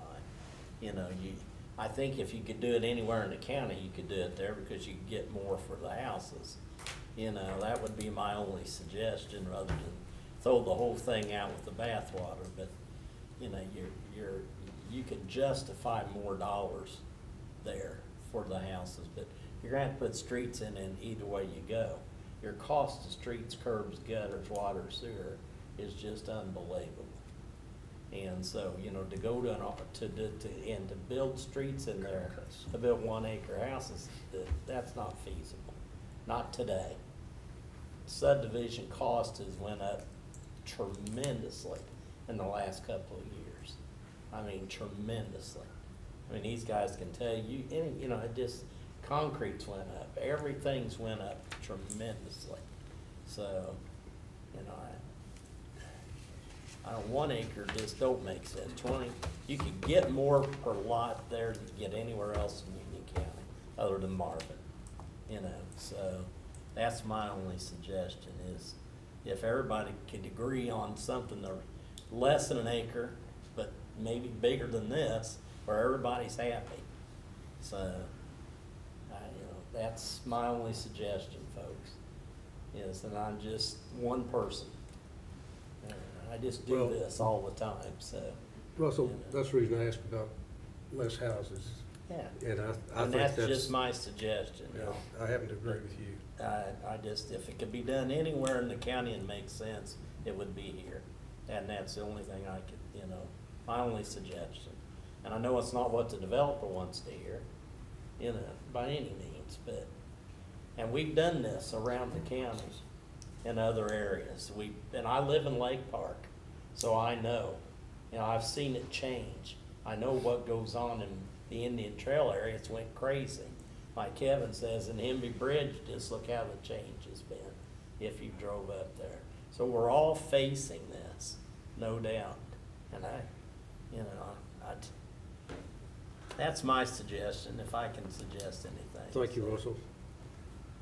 Your opinion is highly respected amongst the group here. Patrick, anything? This is all a big if. If the sewer doesn't come in, then what? It's Hmm? dead. It's dead. Either way. It's dead.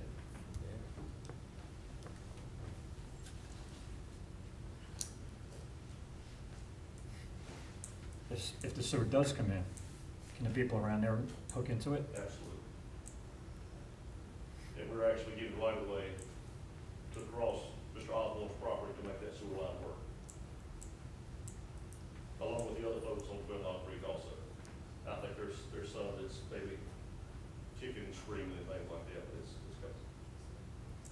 But again, we're bringing water at our expense, and all the people's gonna be able to tap on the water, you know, just by paying a fee to Union County, not for the line for it. Okay. Everett, any thoughts? 1.84 houses per acre. That's what it is now.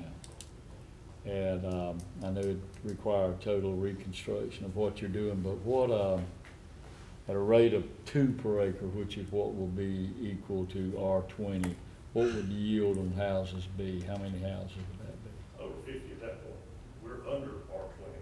We're 1.84 per acre. So if we go to R20, then the yield will probably be somewhere around the 51, 52 houses. That's it. So this is actually less This homes. is less than the density on our R20 density. And the reason, we would love to come under here and say, we want R20. But the problem is, there's so much land that is lost because of the creek and the flood. So we're not asking for anything anymore, we're just asking for some forgiveness on the lot sizes. But then we're not building $200,000 houses, we're building $500,000, $600,000, $400,000 to $600,000 houses. As you've heard the builder say, in 3,000 square foot instead of 1,500, 2,000 square foot. So we're doing what we would normally put on an R20 or even an R40 lot. I know there's some homes up here that's probably $1 million homes, but y'all know how the market is. Rusty, you know how the market is with $1 million homes. And so what we're doing is we're on the high side of the market at between a $400,000 and $600,000 house. Rusty, I believe 350 is kind of the average right now of homes somewhere around in that area. We're building, and I say area of the sales part of it as a whole. But we're building a $400,000 to $600,000 house on a small lot that we're still, and I really disagree. I would love to pull the values of some of the properties and pull what the values of these properties is in other locations. And I disagree that it's going to make the value. You know, we're not building a cracker box vinyl house. There's nothing wrong with that. You know, but it's in its place. This is not the place for it. So we've showed you what we're building. We're bringing water. We're catching the storm water. We're doing the best we can with the density. All we're asking for is the density, so we can make the project work. That's all we're asking for.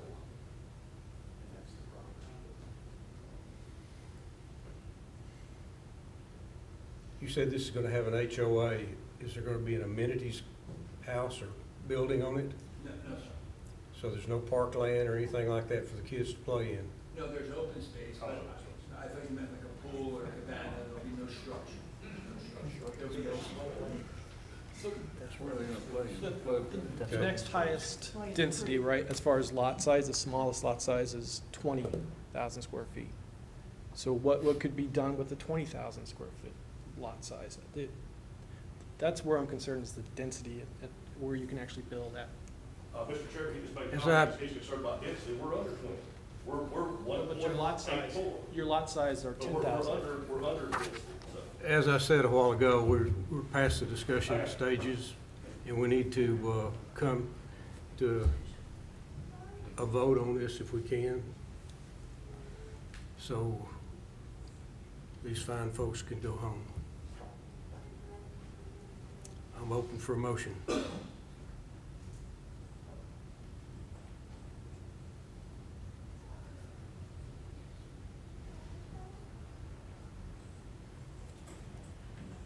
Anyone? Anybody?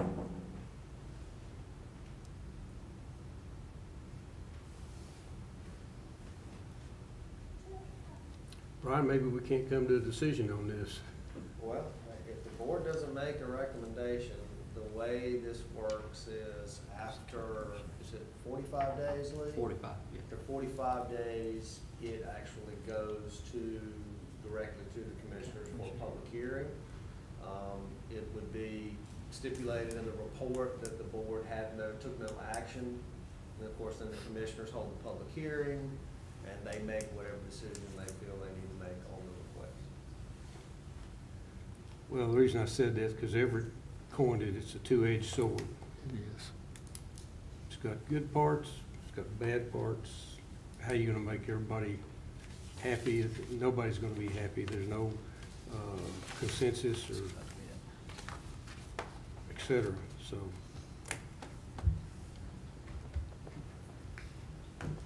Does anybody want to make a motion for a no vote, or does anybody want to make a motion for or against?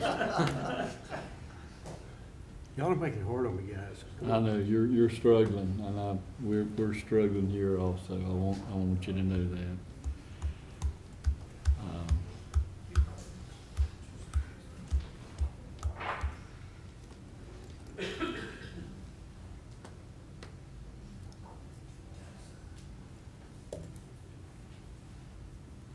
Somebody help me The board here. certainly can choose to take no action. I'm not recommending that, but you can choose that. That's your choice. But we're not recommending that. That's your decision.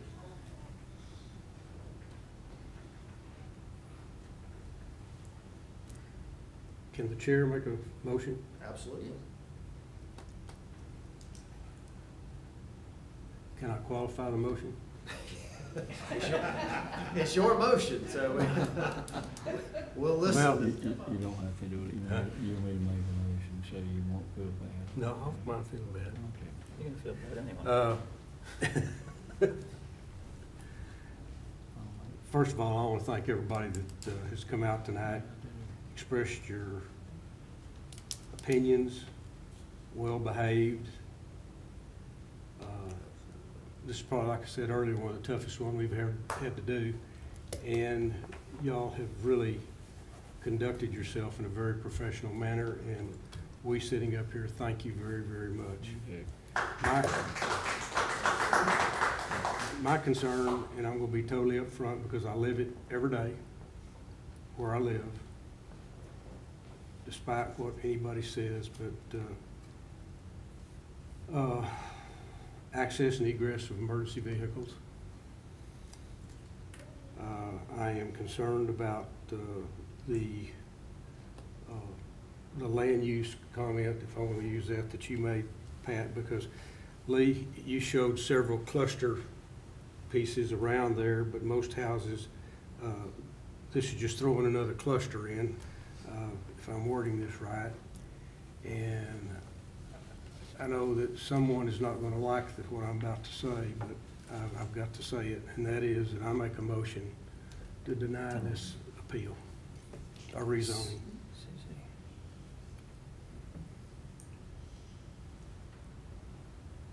I'm being honest with you. Thank you for your honesty. Do we have a second? Second. Patrick, please second. Motion's been made and seconded. All those in favor of denial, raise your right hand. Aye. So that's a Those- split vote. Pardon? That's a split vote. Split votes, 2-2. That's I the hope- equivalent, that's the equivalent of no action. That's right. So you could have a motion to approve, which may or may not fail, or you could, if you had a motion to approve and it failed, then I guess technically it would be no action. I think at this point in time, if you've got a motion to deny it, it didn't pass, I don't think a motion to approve would pass. So I would consider this to be a no action. As we had one similar circumstance where we had a split vote. Yep. I would consider that probably be what we have here is a split vote. We'll report that to the commissioners for their public hearing. And we do have to wait the 45 days. It is, Brian, I think this is right. It is the applicant's discretion to come back to the planning board. Isn't that in the ordinance? That's why you've got the 45-day wait limit, because this won't go to the Board of Commissioners in September. Okay. It'll have to wait till October. You've got to wait 45 days, and I think that is the applicant could come back to the planning board in September to get a different, If they change their plan, Correct, right. So what Lee's saying is because there is no official recommendation going forward to the commissioners, the 45-day rule kicks in, which then we have to wait that period of time. And it's 45 days from the date of the application, isn't it? It's not 40, is it 45 days from the meeting or is it 45 days from the application? I'm looking at it. You're looking at it. Anyway, there's a 45-day rule. That may change the public hearing date for the commissioners before it goes to. Normally, this would go to their meeting in September. They would hold a public hearing, maybe make a decision in September, maybe not, depending on their rules. But because no action, no recommendation, that 45 days will kick in. And Lee and Dick are looking that up to see, is from this meeting? Okay. I think that's right. Okay. So the way I interpret this is that, again, no action from the board. I don't think there's anything left to be done other than, wrap the meeting up, and we will certainly, address when the next hearing will be once we've confirmed what that 45-day is. And you might want to explain to these folks here that it was going to go to the county commissioners anyway. That is Whether correct. we approve it or not, they have to approve it or disapprove it. Everett makes a good point. So this board is a recommendation board. They don't make the decision. The county commissioners make the decision. So they would make a recommendation, we go to the commissioners, they hold a public hearing, which this group can then come and speak at the public hearing. Now understand that the public hearing, they're a lot more formal. You get 3 minutes, there isn't a lot of back and forth, it's 3 minutes and that's it for each person. You speak your piece, the developer does his part, the board usually does not make a decision that night. They usually wait to their second meeting and then they will make a decision. Because the 45-day rule, this will not go to their normal meeting, which would be in September. It is likely going to go to their October meeting. We mail out a notice to all adjacent property owners of what the meeting date is. And we also post it in the newspaper as well. Is that correct? And we're going to mail it to the same list. We're going to mail it to that expanded list, just like. So once we know the actual date for the public hearing, we will mail out those notices and to the adjacent property owners. We'll post it in the paper, and the public hearing will be held. That's at 7 o'clock. It's in this room, same room. The date will be determined at some other time, and then you'll have the same ability to speak and give your concerns at that meeting as well. And then the commissioners will decide how they want to, whether they make it that night or make it at another night. They'll decide how they go. Yes, ma'am. Do you have to sign up prior to the meeting to Yes. speak? You do, yes, ma'am. They're really a stickler for signing in at the front. There's usually a page right on the table outside where you sign in. And then once you've signed in, you can always defer not to speak, but you are on the list to speak. So it's a lot more formal, as we're a little more informal here with the planning board. Will they get a copy of this? No, sir, because the minutes will not be adopted at that point likely. They'll be available, but they won't be the official minutes because they haven't been adopted by the board.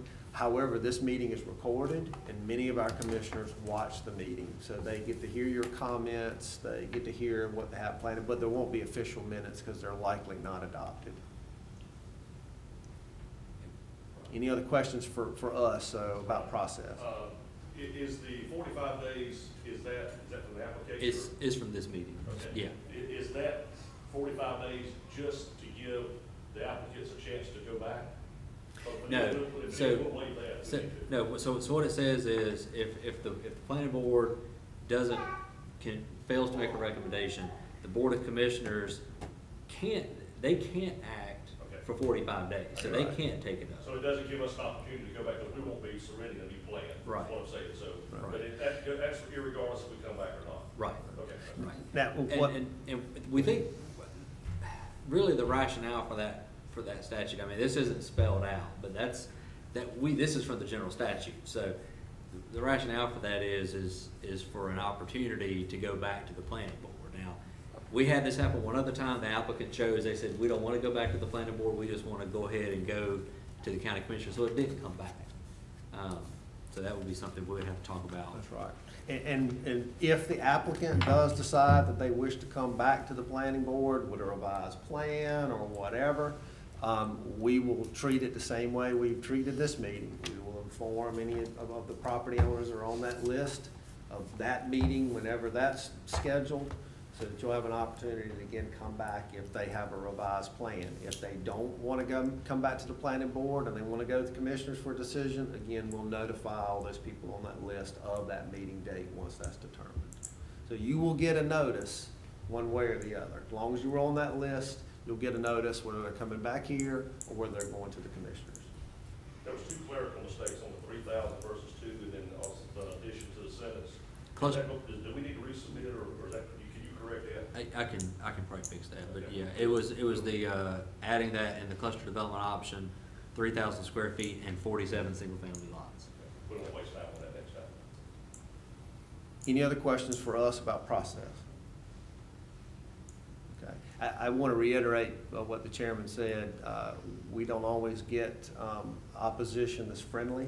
I know you're not happy about the project, but you've done very well at being very cordial to us and the board. We appreciate that, because sometimes there's not we get a lot of angry people who come in, so we appreciate that. Thank you. Yes, sir. Is the board officially made a no vote? It is officially a no vote. Yeah, I think it's officially a no vote at this point. Yes, sir. Or a non-vote, I should say. Not a no vote, a non-vote. So. All right, Mr. Chairman. Thank y'all. Appreciate it. Have to drive safely going home. Okay, let's go to the next item on the agenda. Staff report. Be real short.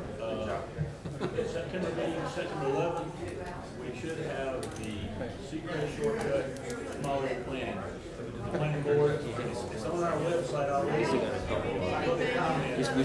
Look at it. Folks, could y'all visit outside, please, so we can finish this meeting? We'd appreciate your support.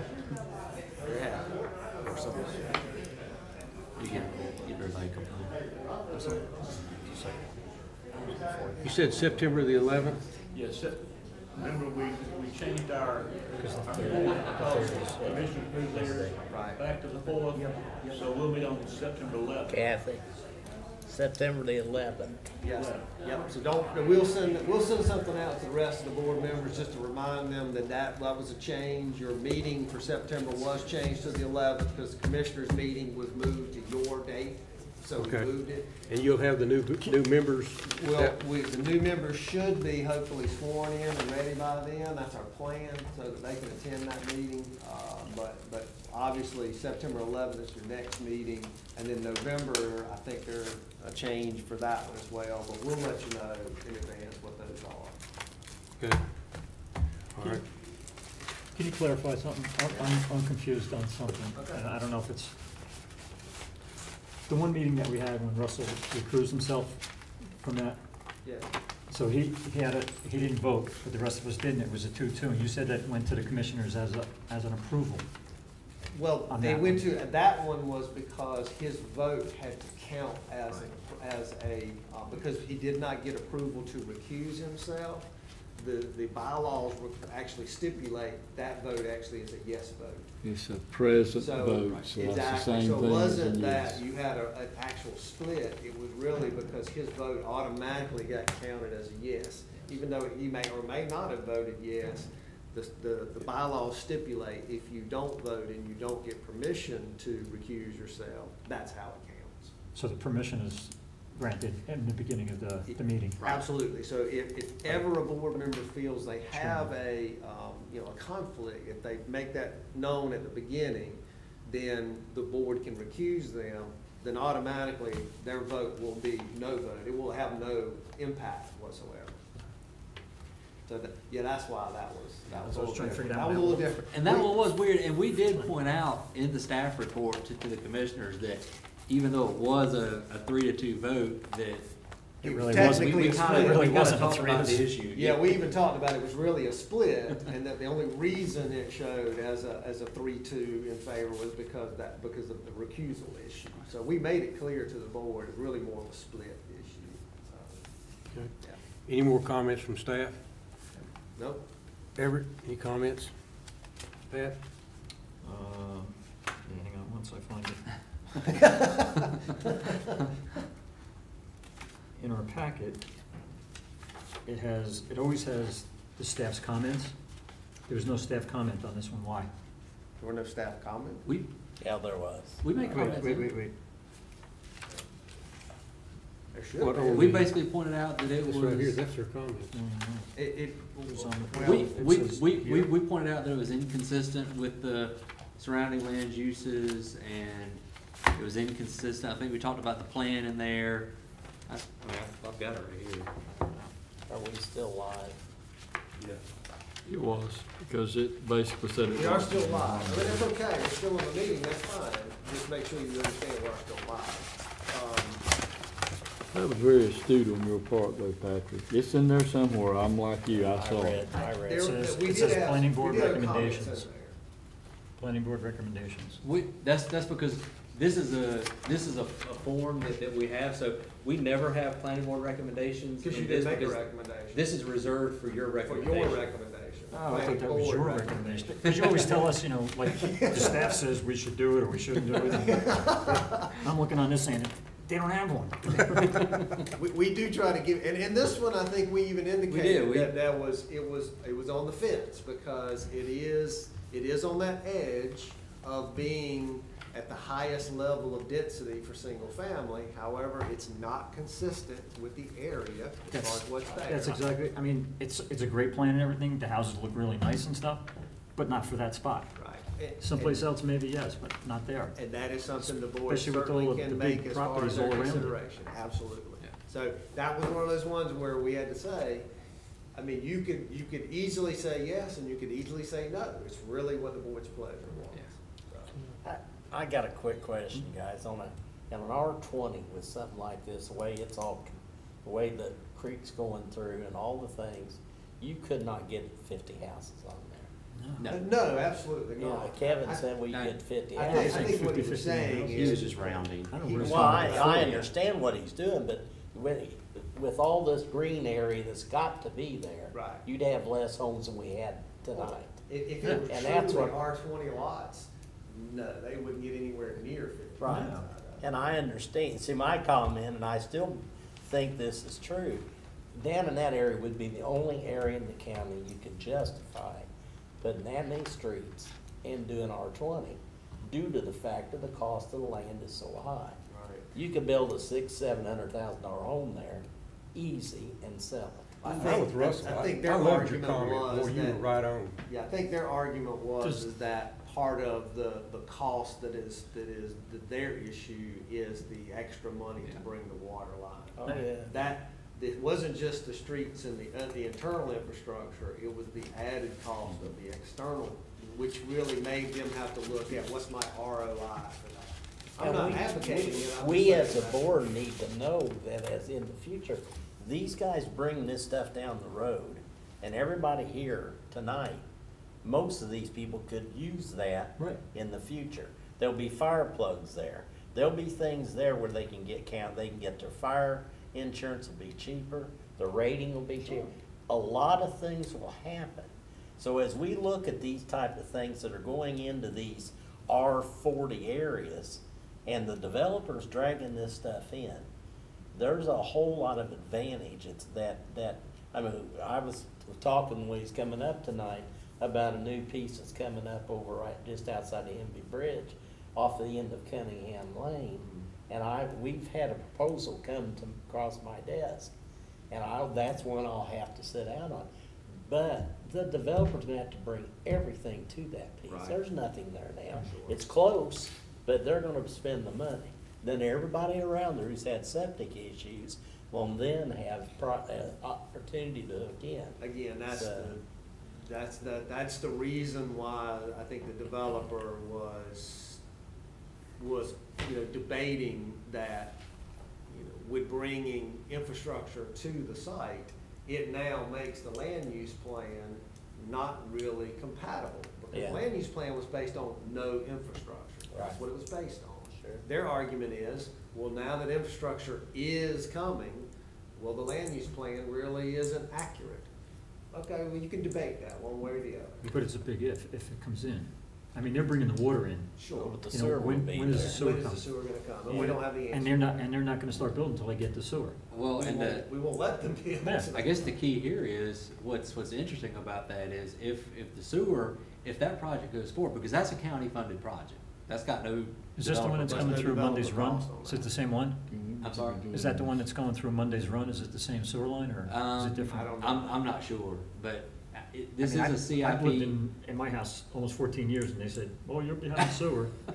It's no 14 way. years We'll never later, have you don't sewer. have We'll never have sewer. If it happens, what's interesting is you'll have the flip. You'll have an area or a piece of property, if this development doesn't happen, that's served by sewer, but it's not served by water. See, you've had this around. You got areas that's been brought into towns. Mhm. There's water and sewer from the towns available.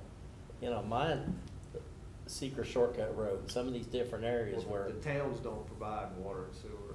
The only one that does is City of Monroe. The county provides water and sewer for everybody else. But they're paying the taxes. Right. But they're not getting They're not. the water and sewer. And they were told when they were brought into the area, they would get it. Sure. And now it's been years and they still haven't got it. And I guess, just saying. I'll make a motion, we adjourn. We have a second? All right. I quadruple it. Not yet. All right. Everett second motion.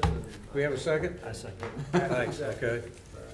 Meeting All right, adjourned. guys, let me turn this stuff off. For a long time, we had some there that were not too difficult.